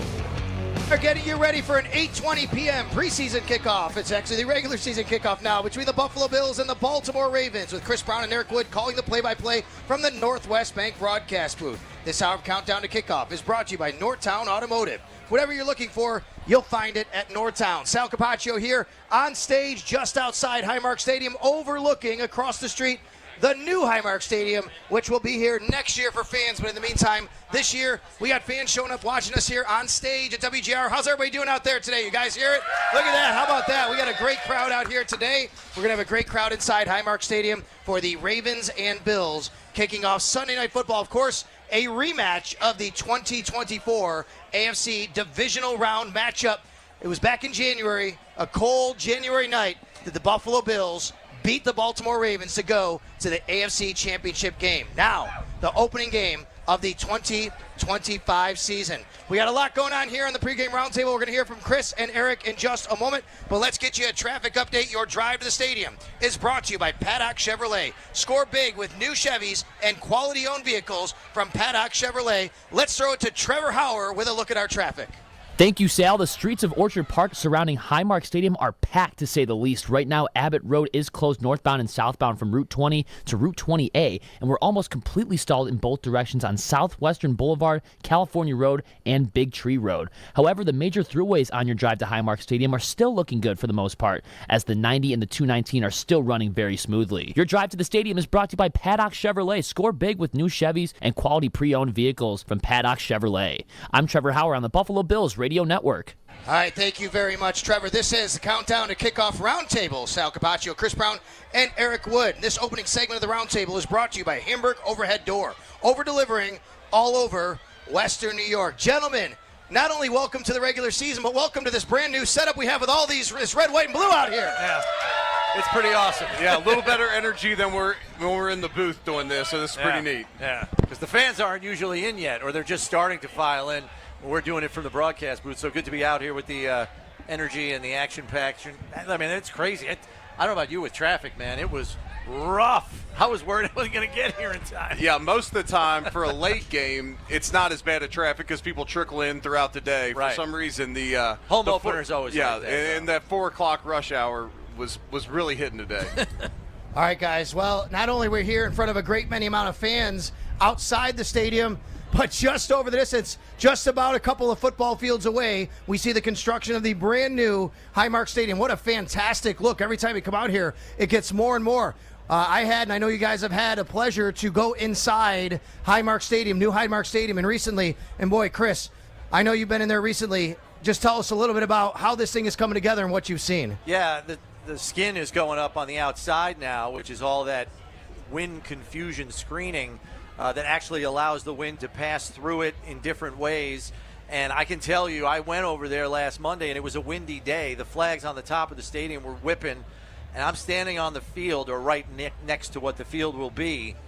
There's no discernible wind whatsoever. So the canopy combined with the higher profile of the stadium, Josh going to be able to throw no matter what the conditions are in there next year. So that's a really exciting thing to know. And then I would say the other thing is they just started leveling what will be the playing field, because they're putting seed down now for what will be a grass field, so they can get one full growing season in before anybody plays on it. So they're starting the seeding now, and people might be saying, well, how are they going to grow grass in the winter? They have a heated coil system underneath the field, so the ground will never freeze. It can grow through the winter like a lot of the European soccer stadiums do. It's going to be pretty awesome, Eric. When you take a look at that, when you come up here, what do you think about when you see that new stadium going across the street? As a guy who played here and was a member of a team when, let's be honest, there was a little bit of uncertainty if this team would be in Western New York long term unless one of these was built. Yeah, absolutely. It's great to see. It's a great commitment by the Pagulas, by the city to support putting this stadium across the street. I love the fact that it's still going to be here in Orchard Park. I know there was multiple different destinations. This one, to me, makes the most sense, and it's good for the community out here. So it's awesome to see. It's going to be a fun season. We have the last home opener. We're going to have a bunch of lasts this season, and hopefully we can have a run at home like we did last year. All right, so it's a great segue. I wanted to ask you, what do you remember about home openers here in your playing days as a Buffalo Bills center? Yeah, I mean, I remember my first home opener. We played against the Tampa Bay Buccaneers. We had just lost the crusher on Monday Night Football against New England on Monday Night Football. Come home,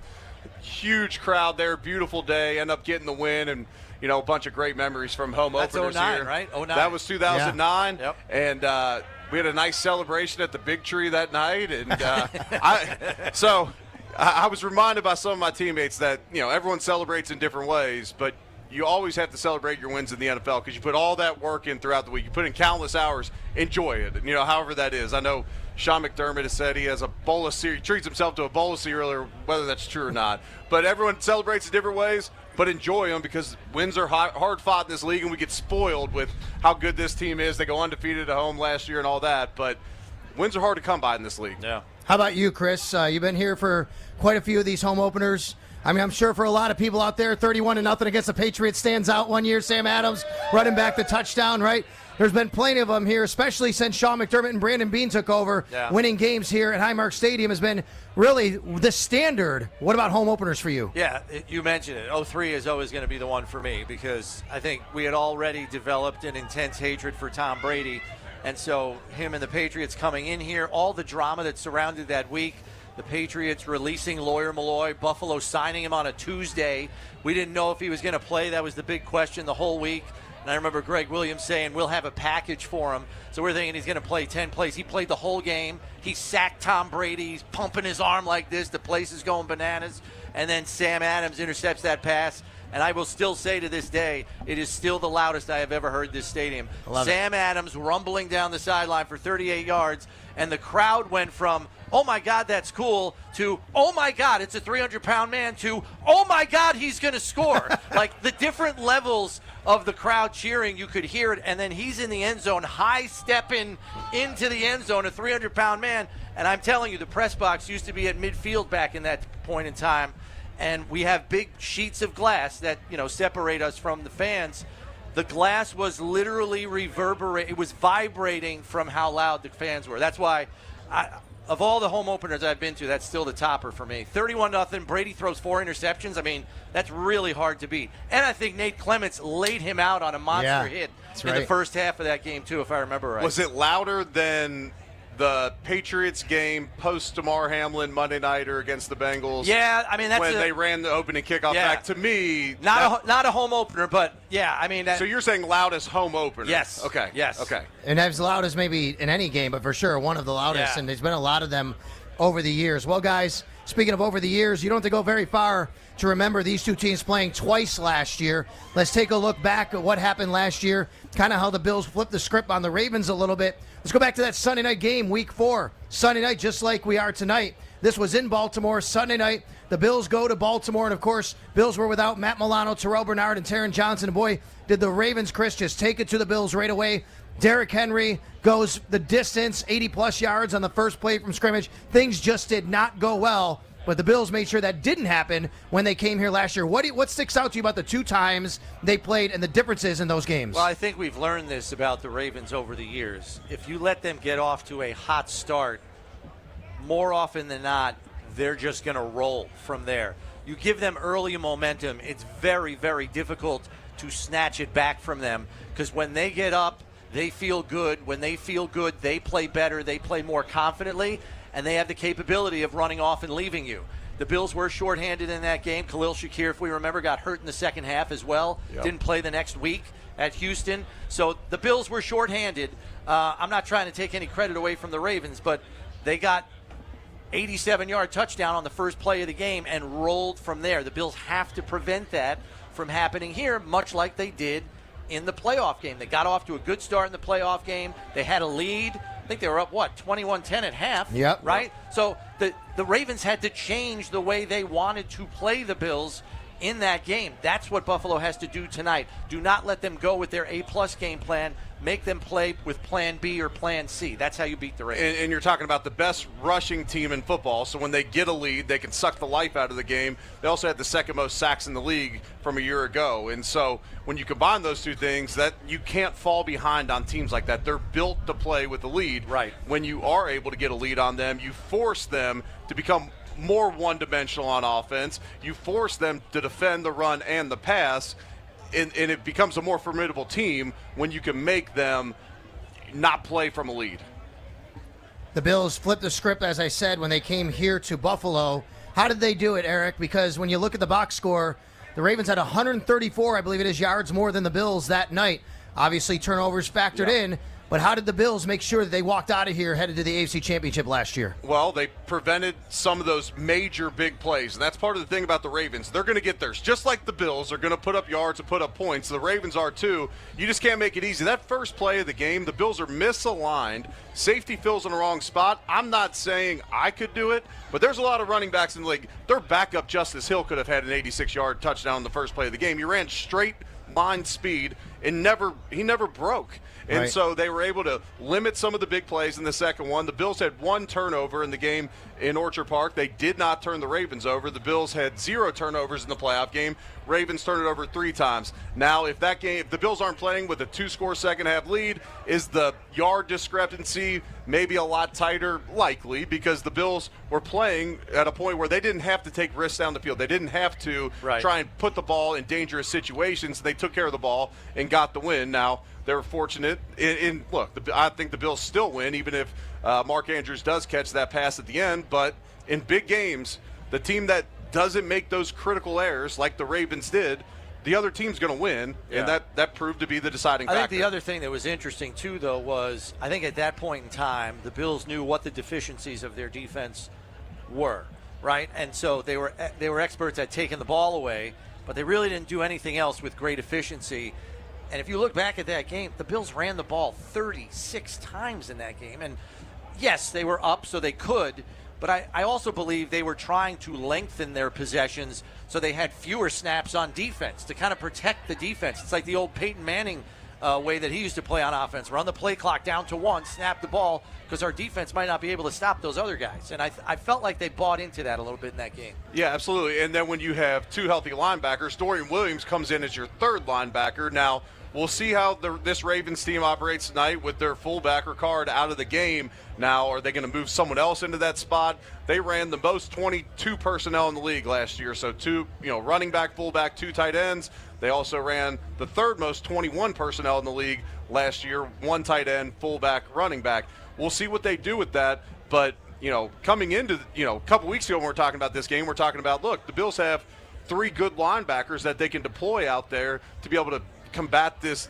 Ravens heavy formations. We'll see how it shakes out tonight, because right now, with Isaiah Likely, their backup tight end, out of the game, and Ricard out of the game, we'll see if they have the ability to do those. We could see something like the Bills do, where you go 6 offensive linemen and maybe Kolar goes back and plays some fullback. I think we might see some of that here tonight. Yeah, it's going to be really interesting. I want to get into that a little bit, the chess match of what the Ravens want to do versus the Bills without Isaiah Likely, without Patrick Ricard. We'll see exactly how the Bills play it, but it all depends on what personnel packages the Ravens use. All right, in that game, obviously, the Bills didn't make mistakes. The Ravens did. Forcing Lamar Jackson into a couple mistakes has been kind of what teams have done in the playoffs. This isn't a playoff game, obviously, but to me, it felt like the Bills, Eric, really played a game where they said, look, we're just going to keep it close to the vest. We know that if you make a mistake, we can pounce on it, and that's exactly what they did in more ways than one when Terrell Bernard punched the ball out of Mark Andrews, when they hurried Lamar Jackson, and he overthrew a ball to Taylor Rapp, and then later, high snap, Lamar fumbles, Von Miller, he almost runs it back, drop pass, obviously, by Mark Andrews. Limiting your mistakes, capitalizing on the Ravens, got to be key. Yeah, absolutely. And part of the way that they were able to force them into those mistakes, minus the punch out at midfield on Andrews by Bernard, the other 2 plays came on 5- and 6-man pressures.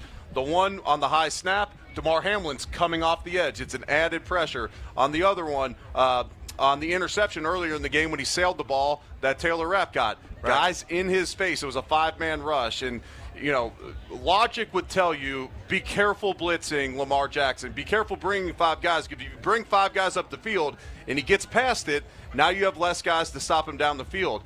That's not the book on Lamar Jackson. Lamar Jackson's quarterback rating is the lowest facing defenses when they bring a 5-man rush with man coverage behind it, which seems out of logic because a lot of times versus mobile quarterbacks, Josh gets so much zone defense because you're so afraid of him running, and your corners and your defensive backs are chasing those receivers. They don't have eyes on the quarterback. Right. Well, the book on Lamar Jackson is 5-man pressures with man-to-man defense. What have the Bills been doing in training camp, showing in preseason more?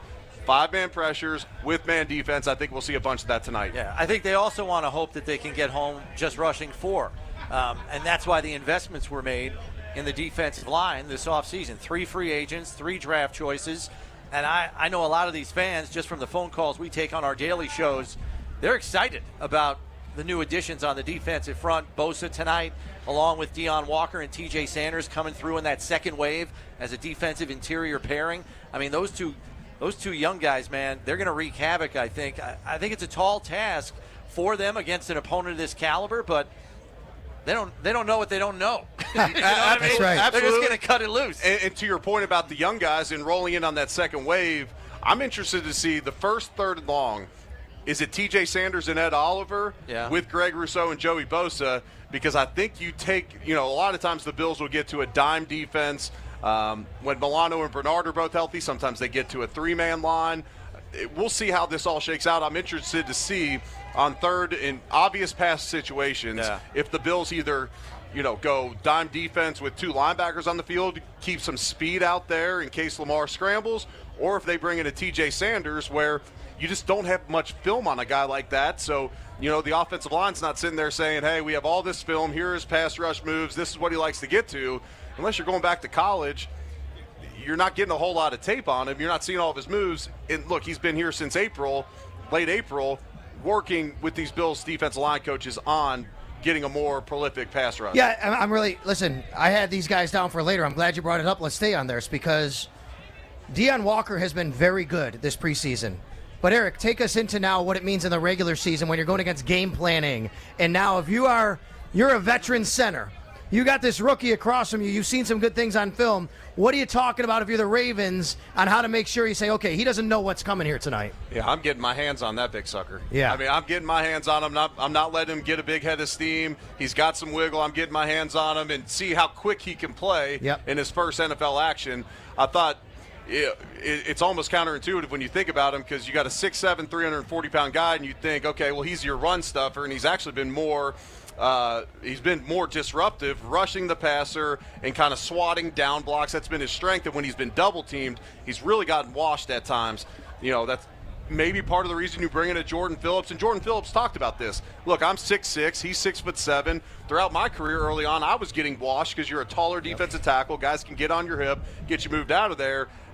Maybe teach him how to anchor down on those double teams because right now I see that as the weakness. If I'm watching preseason tape on Deion Walker, I'm saying, okay, this kid's very impressive. He can rush the passer better than you think, but if we can get a double team on him, we can get him moved out of there in the run game, and we could put him at the point of attack. Bills aren't game planning either in those situations. Right. So now, okay, we're watching all the Ravens tape. If you're sitting between the guard and the center, expect a double team. Can you anchor at that point? But you got Bosa out here, Walker here, let's just even say Sanders or Ed, whoever, and Rousseau over there. You can't double everybody. Correct. Yeah, and I'm talking run game double teams. Yeah, okay. And I'm saying in the run game, the one weakness I've seen from Deion Walker is getting moved out of there, getting 2 gaps displaced on some double teams. Gotcha. He plays kind of high. He's disruptive into the backfield. Well, when you catch a guy that's playing high and he's looking to penetrate into the backfield, that's when you can move a guy out of there. Right. And I say all that. We talk about how they're not game planning against us. Defensively, they're not watching a ton of tape saying, if they get in this set, this is likely what they're running, and expect a double team in the run game on this. Well, what about even, Chris, let's go back to the first Derrick Henry run, the wham block against Ed Oliver. I mean, this is a good coaching staff. But Ravens will have it coached up to do something. Yeah. Again, there's another one. Ed Oliver, use a penetration against them. They're going to know that the Bills have a couple rookies up there. They're going to have something planned. I think for me tonight, it's these rookies need to make sure they trust what they see and don't try to guess. Right. And look, I had a conversation with Daquan Jones early in training camp, and he said, we're not going to be all out penetrate up the field anymore. We are going to employ a little read and react to our approach. Now, how much? We don't know. It's probably going to vary week to week depending on the opponent and the game plan. But it's interesting that they see that as an issue and have decided we're going to diversify a little. We're not just going to be penetrate up the field, like a bat out of Hades on every play. We're going to play some read and react and see if that benefits us. Because as an offensive line, if we know what you're doing every play, it becomes a lot easier for us to do our job. Like an Ndamukong Suh. Incredible player. He's penetration straight up the field every single play. It becomes easier to A, know what to expect, and B, know how to block him when he's doing the same thing every play. If you don't know if you're getting Ed Oliver flying off the ball or if he's what we call two-gapping, trying to read you, show your head in one side, go back the other way to make the play, if I don't know which you're doing, it becomes a lot more difficult for me to do my job. And so I'm excited that they're going to do that. Also, when you talk about how the Bills have struggled at times against the run. Well, when you're a penetrating defensive line, yes, you can get more tackles for loss that way, but there's a huge gap in between the backers and the defensive line at that point. Let a guy go up the field and wham block him. Now they've got 8 yards of separation between the linebackers. When you're reading and reacting, yes, you're not going to get as many tackles for loss from your defensive line, but you're likely not going to give up as many chunk plays. Eric, did you watch the Chiefs-Chargers game? I did. At the end of the game, all-world defensive end, defensive lineman, defensive tackle, whatever you want to call him, Chris Jones. It's a great example, right? This is a guy that is great at what he does, generational talent, yet he didn't do what he's supposed to do at the very end on Justin Herbert, and that's what I mean. I mean, you got to be able to do, as Sean McDermott says, you're 111th, and that's why Drew Tranquill was upset at him. He's like, I'm doing my job, you cut inside. That's important for these guys, especially against a team like the Baltimore Ravens with Lamar Jackson. You're 100% right. And, at times people are going to say, oh, why don't these guys do a pass rush move? Well, a 4-down rush, you got to squeeze the pocket on him. Yep. Because you make some big move and you get washed out of your gap. Now you got a huge running lane. Lamar steps up. Now the backer has to step up to try and make a play on him. There's your huge gaps down the field, and it all works in unison. What Sean McDermott say all the time: marry the rush and the coverage. That's right. And so that's where it plays a big factor. And so I think a lot of times you're going to see straight bull rushes from all 4 defensive linemen to try and get Lamar hemmed up in the pocket. And then at times you got to take a chance. At times you got to say, Bosa, go run the edge and go make a play and go try and get to Lamar, as he gets to the top of his drop. We're going to talk a little bit more about another rookie in a little while who might have to play a lot of time, but let's talk about the 2 veterans who have now won 2 MVPs. Josh Allen, the reigning MVP of the National Football League. And, of course, you got Lamar Jackson, who won it in 2019 and 2023. It came down to last year, a lot of a big debate between Ravens fans and Bills fans on who should win the MVP. But, boy, Eric, I know you went to Louisville. Lamar Jackson went to Louisville. You've been here. You know Josh Allen really well. How cool is it that we all get to experience these 2 guys on the same field at the same time? Yeah, it's special. They are both special talents coming out. They're the 3rd and 5th quarterbacks drafted in their class. Now Baker's still playing at a high level. Darnold had a resurgence last year, but they're the head of their class as far as them coming out in that 2018 draft. Both special players. They both have mobility. Lamar's a better rusher, but Josh is an absolute animal down in the red zone running the football. Josh is a better pocket passer, but how Lamar's developed as a pocket passer has been incredible. I mean, if you're starting an NFL organization right now and you're picking a quarterback, you're likely picking one of the 2 of them. And this is the first time in NFL history in week 1 the last 2 players to win MVP are facing each other in week 1.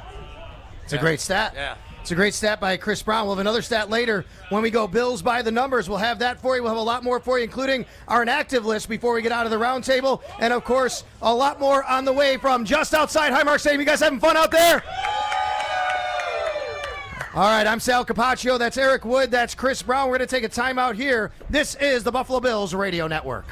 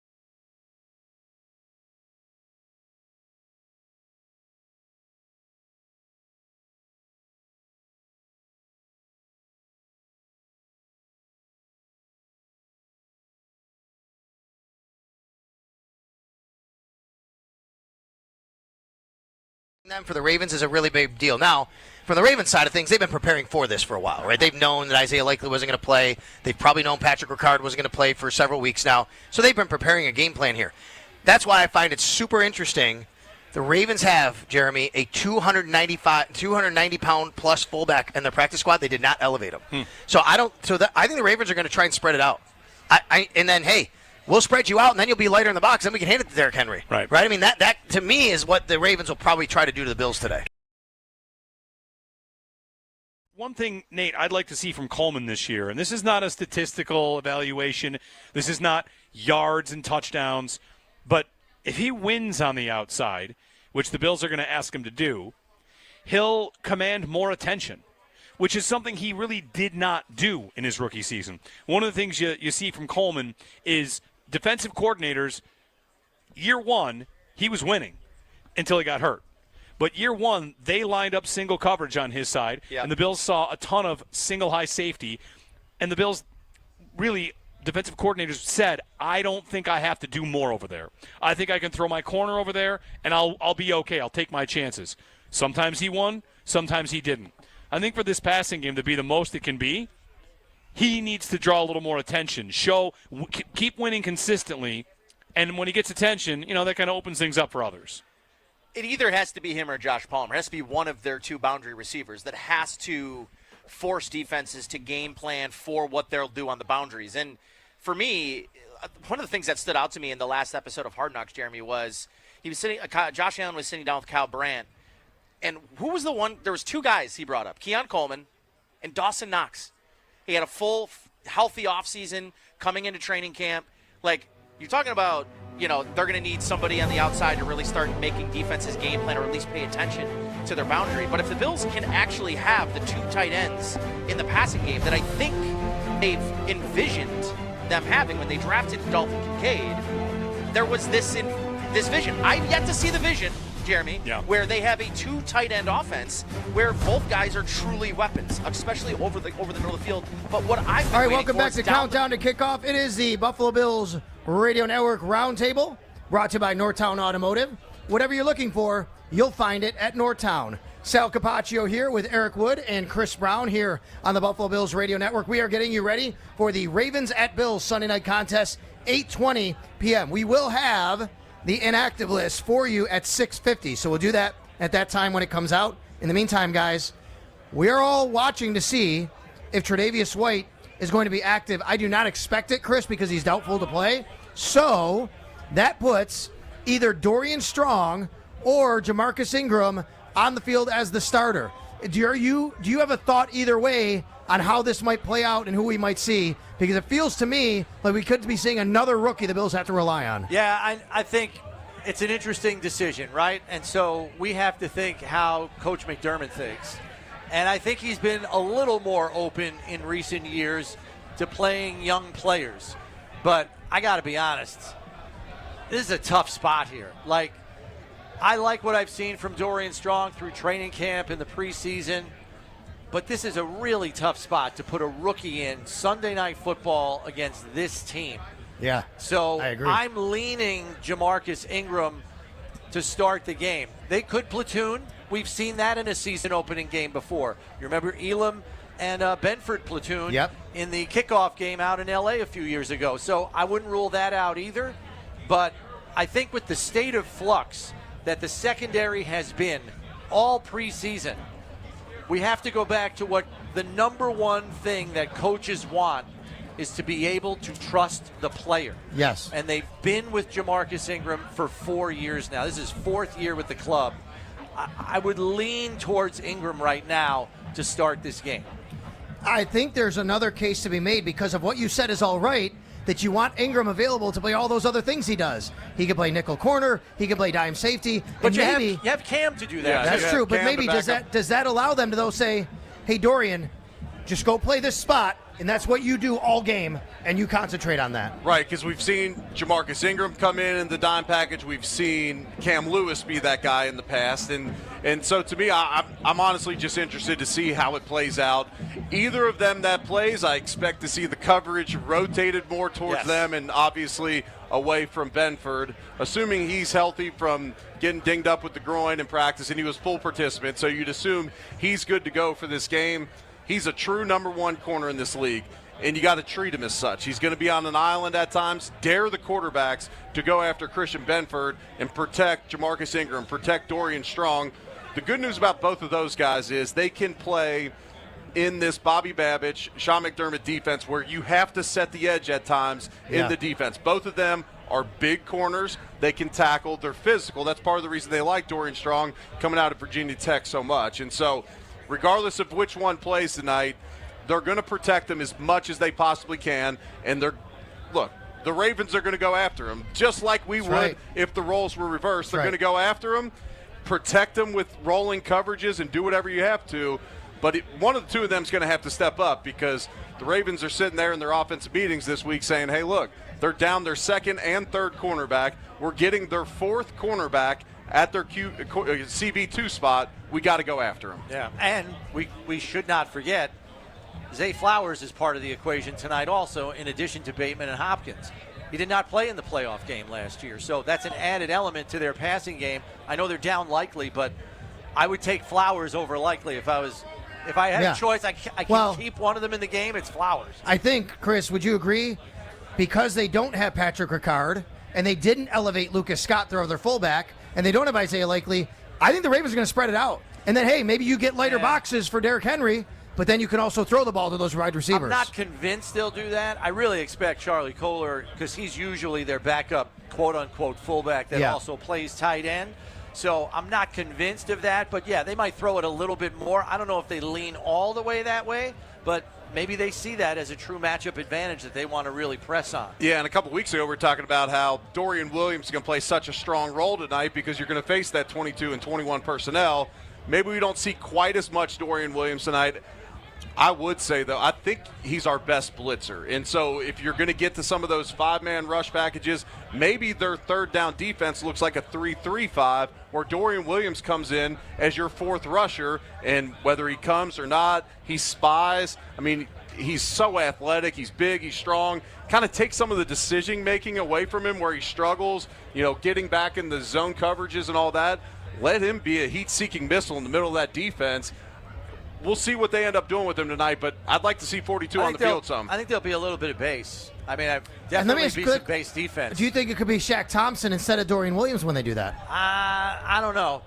Williams Shaq still has juice, and I really liked what we saw from him before he pulled his hamstring in camp, but I agree with Eric. He's arguably the best athlete at linebacker on this team. Yeah, so if we get to, a situation where Milano or Bernard goes down, maybe you trust Shaq Thompson to be that guy at that point in time.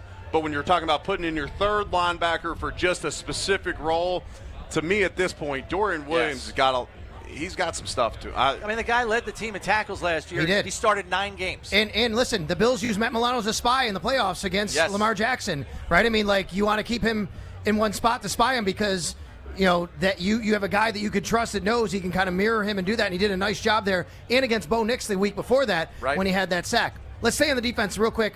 Chris, what have you seen from Cole Bishop over the last several weeks since he came back from his injury? I was very encouraged by what we saw in the Tampa Bay preseason game.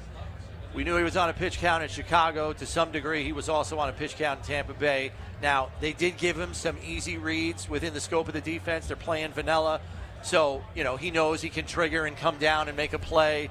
So he didn't really have super difficult assignments, but that's how you help a young player that's missed time with injury get back on the horse and feel confident about what he's seeing and then letting his natural athletic ability take over. So I think that was an important step that he took in that final preseason game. And all indications here, since we've got back to One Bills Drive and they're just practicing on a full-time basis waiting for this opener, have been positive as well. I don't think we should expect perfection, but you got to take the plunge, and we're taking the plunge tonight. It's a heck of a matchup. It's a lot of work and things that he's going to be entrusted with on the back end, but he's got to make it happen now. You got to throw him in the deep end of the pool, and he's got to swim. Yeah, and they went over the top on him last year in the playoffs a couple times. Sorry, not just Bishop, but the safeties, I mean. Yeah, absolutely. And both those guys, strength is probably coming downhill in tackling. Their weakness, both of them, I'd say, is probably playing that center field. Now, that comes with experience, and the Bills don't play a traditional safety alignment where one guy is your true strong safety and one guy's your true center of the field. They mix those guys up. That's what makes this defense, which lines up mainly the same with your front six or front seven. That's how you add some confusion to the back end. And so, on a night like tonight where you're worried about Derrick Henry, you got two good-sized safeties that got some speed to them, got some juice, and they can both thump. Let's flip it over to the Buffalo Bills offense, guys. Of course, Josh Allen, the reigning NFL MVP, and he did it last year with a more unheralded type of wide receiver group. That was the concern coming into the year, but yet here's Josh at the end of the year. The wide receivers truly did have, and the pass catchers, a everybody eats mentality. But in those games against the Baltimore Ravens, the wide receivers alone averaged only 12 yards a catch and 9 yards a catch in that second game, the playoff game. They went for less than 100 yards combined in the playoff game through 10 catches. The Ravens, with 5 first-round picks in the secondary, Chris, are going to be looking to shut those guys down. What's the key to the Bills' wide receivers themselves, independent of anybody from the tight end spot or the running back spot, to make sure they can get loose tonight? Yeah, I mean, winning off the release is going to be important. We know that.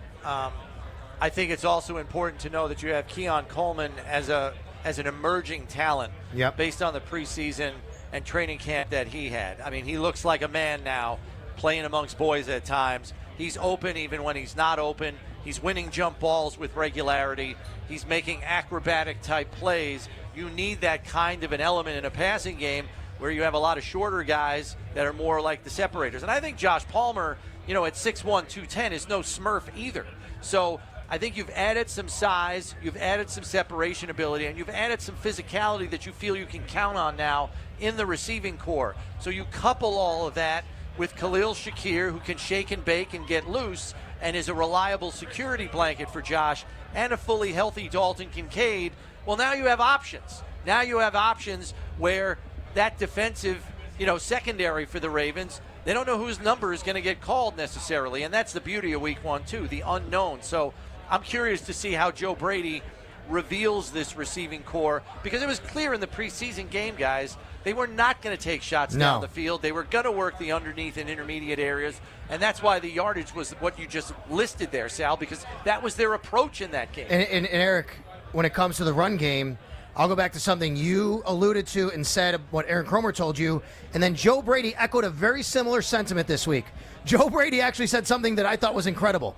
He said that Jackson Hawes was the best blocking tight end they ever evaluated coming out of the draft. What can that do for the Bills' offense? Yeah, and Aaron Grover told me that he's the best blocking tight end he's ever been around. That's amazing. He's a rookie.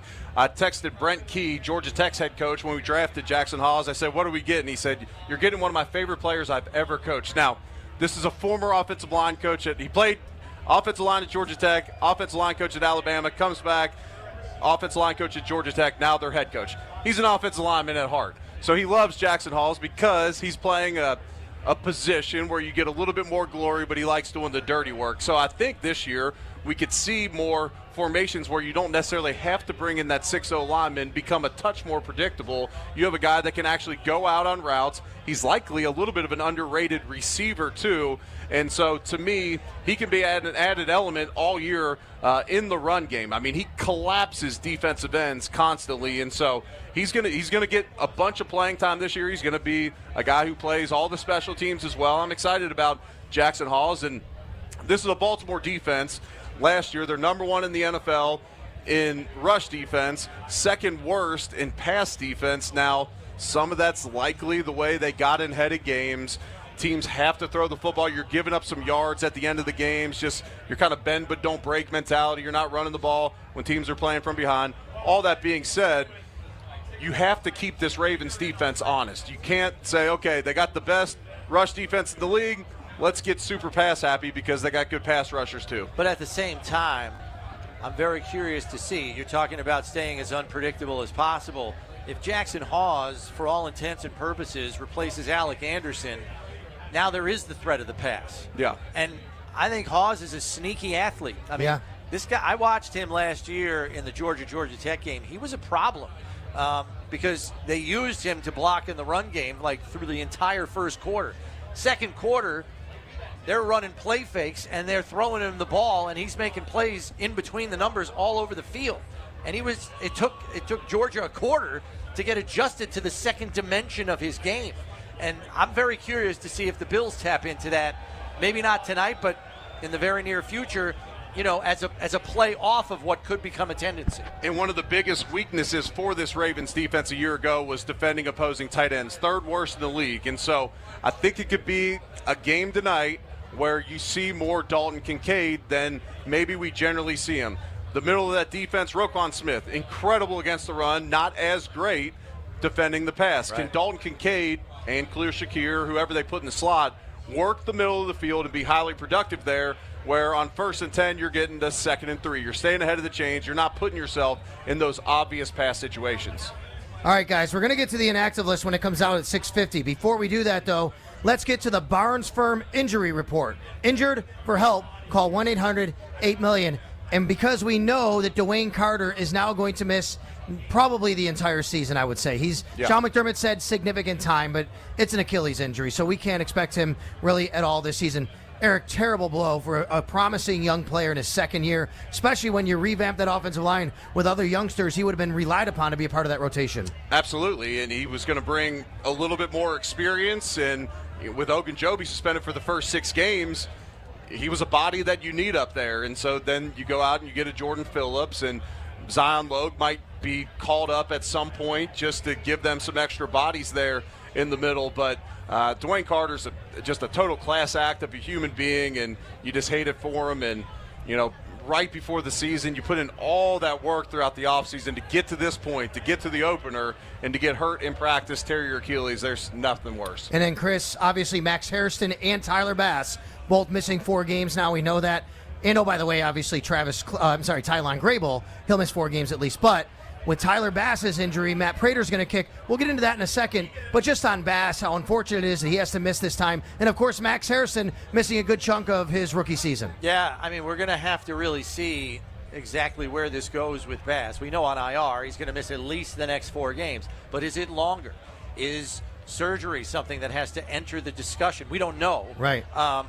But a pelvic injury and a hip injury for a kicker is not good. And it's very hard, unlike in other positions, to triage an injury. We saw Dalton Kincaid last year with a PCL knee injury. He managed it as best he could. He wasn't a 100% player, but he could play with it, maybe not to the same effectiveness as when he's healthy. I don't know if a Tyler Bass with a pelvic and hip injury can kick at 85% or at 80%. You can't triage that injury as a kicker. So do they decide shut him down for longer than that? Do they have to just discuss and consider surgery if it's a core muscle injury, for example? We don't know. Again, it's different for a kicker when you're dealing with a pelvic and hip injury. I'm worried it could be longer. Absolutely. And when you talk about an evenly matched team, I mean, this point spread's gone from 1 point Bills favor to 1 point Ravens. It's essentially a coin flip game. When you look at that, it likely is going to come down to turnovers and potentially special teams. And you got a new punter. Now you got a kicker you signed off the street. Now you feel a little bit better about your special teams when you signed Chris Tabor in the offseason, veteran special teams coach that Sean McDermott was so high on. So you hope to have improved coverage units. But, man, there's some question marks at the special teams unit. And then the Ravens, they move on from maybe the best kicker in NFL history and Justin Tucker, and they're starting a rookie. And, he looked good through the preseason, but he's under the lights in a high-pressure environment tonight. We'll see how it goes. And let me get to Bills by the numbers here because you brought it up. This was going to be what I did anyway, but I'll say it. 3 out of the last 4 season openers. 3 out of the last 4 season openers, the Bills have given up a special teams touchdown, Chris. Yep. 21, a block punt against the Steelers. Lost that 23, game. Overtime to the Jets on a punt return. Lost that Last game. year, a kickoff return by the Cardinals. DJ Dallas. DJ Dallas closed the gap. Eric brought it up. You have a new kicker for the Ravens, who, by the way, is making his NFL debut today in this stadium, in this environment. You have a 41-year-old, 18-year veteran kicking for the Bills. You have a new special teams coordinator for the Buffalo Bills, and you have new kickoff rules, by the way. This is actually going to be a game where I think special teams could very well matter. Yes, and, if it's a tight game, how does the rookie kicker from Arizona do? Played at University of Arizona. It's interesting, too, that Matt Prater, who's kicking for the Bills tonight, played in the season opener here last year. He was That's playing right. for Arizona, so he's right back where he started last year. That's right. At 41 years old, still an amazing kicker. So I just want to make sure I squeeze it in. Bills by the Numbers brought to you by Equitable Advisors. Thinking about today and planning for tomorrow. 18-year vet, 41 years old, though. That's a guy that they at least are going to say, hey, we can rely on him to make some kicks, I think. He's done it before. hit a 57-yarder as Yeah. a 40-year-old last year for Arizona. Only played 4 games, tore his meniscus, missed the rest of the year, and then got replaced by Chad Ryland out in Arizona. But a storied kicker. 81 50-plus yard field goals. No one in the league has more in league history. You know who's second? Justin Tucker is second with only 58. Sebastian Janikowski, 58. They're tied for second. He has 81. Does him kicking that's all like those Babe years Ruth with home runs. Does him kicking in Denver? He kicked in Denver. He kicked inside at Detroit. It's He like, kicked at Arizona. It's like hitting homers in college. When you kick for 81's 18 a fat years, number. when you kick for Nick 18 Foulkes years kicked in that this long. He league, doesn't have that many. It doesn't matter where you're kicking because you're playing a lot of games in a lot of different types of That's a environments and long weather. way away. By the way, that is a great stat, and another Bills by the Numbers. I'll give you another one. When Matt Prater steps on the field to play for the Buffalo Bills tonight, he'll be the oldest player ever in the history of the Buffalo Bills organization to wear a jersey in a game and play at 41 years old. As soon as we come back, we will have the all-important inactive list here on the Buffalo Bills Football Roundtable. I'm Sal, he's Eric, he's Chris, and this is Buffalo Bills Football.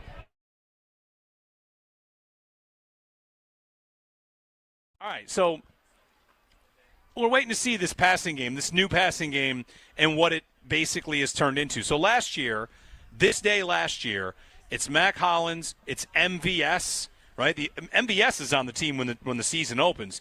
MVS and Mac Hollins and a rookie Coleman, and they've upgraded. I don't think there's any doubt that they've upgraded. The one thing I would say about, you're saying 2 tight ends and this and that, I think you're more likely to see 3 tight ends than you are to see 1 tight end. They love Jackson Hawes. And the rookies, Spencer Hawes. No, it's Jackson Hawes. Sorry. I'll make that mistake 100 times, so I get it. Jackson Hawes, Spencer Brown. I'm already getting ahead of myself as they build this jumbo package. And they love this dude. I got Joe Brady during the week talking about him as the best blocking tight end they've ever evaluated. Yeah. Ever evaluated. So I think you can fully expect the Bills to try to go bully ball and run their big personnel out there, go with Jackson Hawes and Dawson Knox and maybe Kincaid. So the Raiders today using Brock Bowers out as an ex-receiver. I don't know if the Bills have that in their arsenal for Dalton not sure Kincaid. they do. But they might. You never know. I think you'll see a lot of 3 tight ends and a lot of efforts to really just do what they do and kind of set things up for James Cook to beat the Ravens in the run game.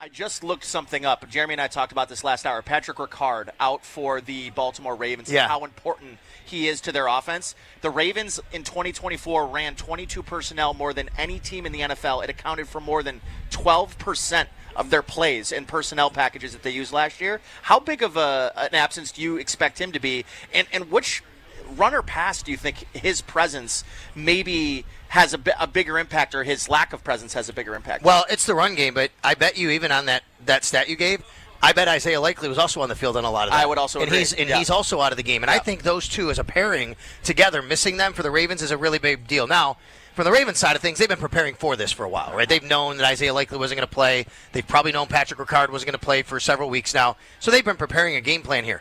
That's why I find it super interesting. The Ravens have, Jeremy, a 290-pound plus fullback in their practice squad. They did not elevate him. So I think the Ravens are going to try and spread it out. And then, hey, we'll spread you out, and then you'll be lighter in the box. Then we can hand it to Derrick Henry. Right. I mean, that to me is what the Ravens will probably try to do to the Bills today.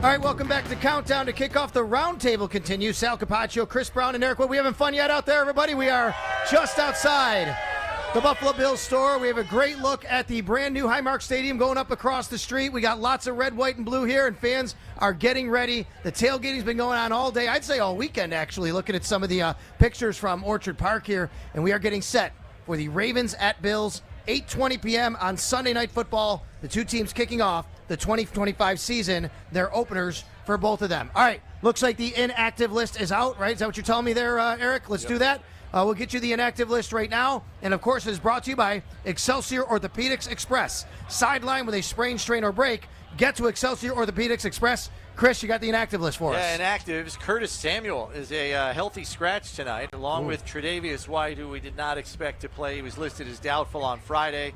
Jordan Hancock, the rookie fifth-round pick. Cedric Van Prank Granger, who just came back from the calf injury about a week ago, is probably not in game shape yet in case he would be called into action. The rookie tackle Chase Lunt, and then Landon Jackson, the rookie third-round draft choice, going to sit down tonight. So that means Javon Solomon is up as a reserve edge rusher. Okay, so that's interesting, isn't it? No, I feel that's interesting with Landon Jackson. I mean, he didn't pop that much, but obviously they feel they need his length maybe on the edge at times instead of Javon Solomon, what he brings. I would have thought that Landon Jackson would be up for this game. What that tells me is I would expect to see more packages with an additional linebacker on the field when they get to some obvious pass rush situations. We'll see how it plays out, but that's what I would expect with Landon Jackson being down for the game. Yep. How about the Ravens, Chris? You got them? I'm looking for them right now. All right, we're looking for the Baltimore Ravens inactives as well. Very interesting. How about Curtis Samuel being a healthy scratch inactive? So the Bills will roll with, and remind me here as you look at it, both. So that means both Elijah Moore and Tyrell Shavers are both playing, right? Both Elijah Moore and Tyrell Shavers are up, right? But no Curtis Samuel. What do the Ravens have? So Ravens down is, we knew Patrick Ricard and Isaiah Likely. They were already declared out on Friday. Also out is reserve free safety Ruben Lowry, backup running back Keaton Mitchell. And then Ricard and Likely, reserve offensive tackle Carson Vincent, and then a reserve pass rusher David Ajabo, not going to play tonight. So those are your inactives. No real surprises there, I would say, because we knew Ricard and Likely were out effective on Friday.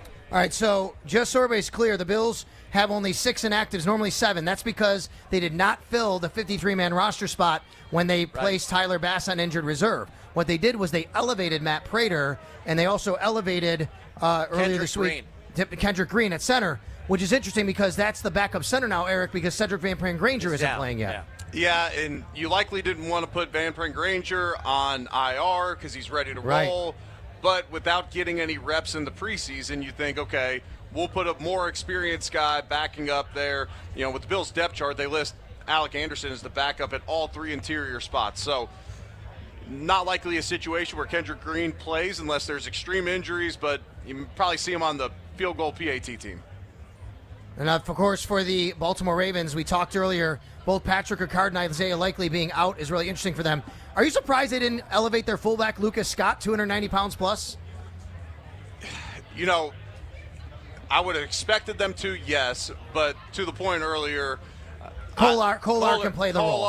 Kolar, and then you go, you know, when you want to get in a heavy situation, you bring in a 6th offensive lineman and then put Kolar in at fullback. We'll see, and then Andrew's still in at tight end. I would expect if they want to get to 22 personnel, that's how they get it done. All right. Hey, everybody. We had a great time out here tonight. We're going to head inside the stadium. You stay out here and have a great time. And, of course, we'll have everything for you along the Buffalo Bills Radio Network. Thanks for coming over and saying hi, all right, to us here on the Buffalo Bills Radio Network Roundtable. For Chris Brown, for Eric Wood, for everybody back at Network Control, I'm Sal Capaccio. We got Ravens and Bills kicking off at 8:20 p.m. tonight. This is Buffalo Bills football.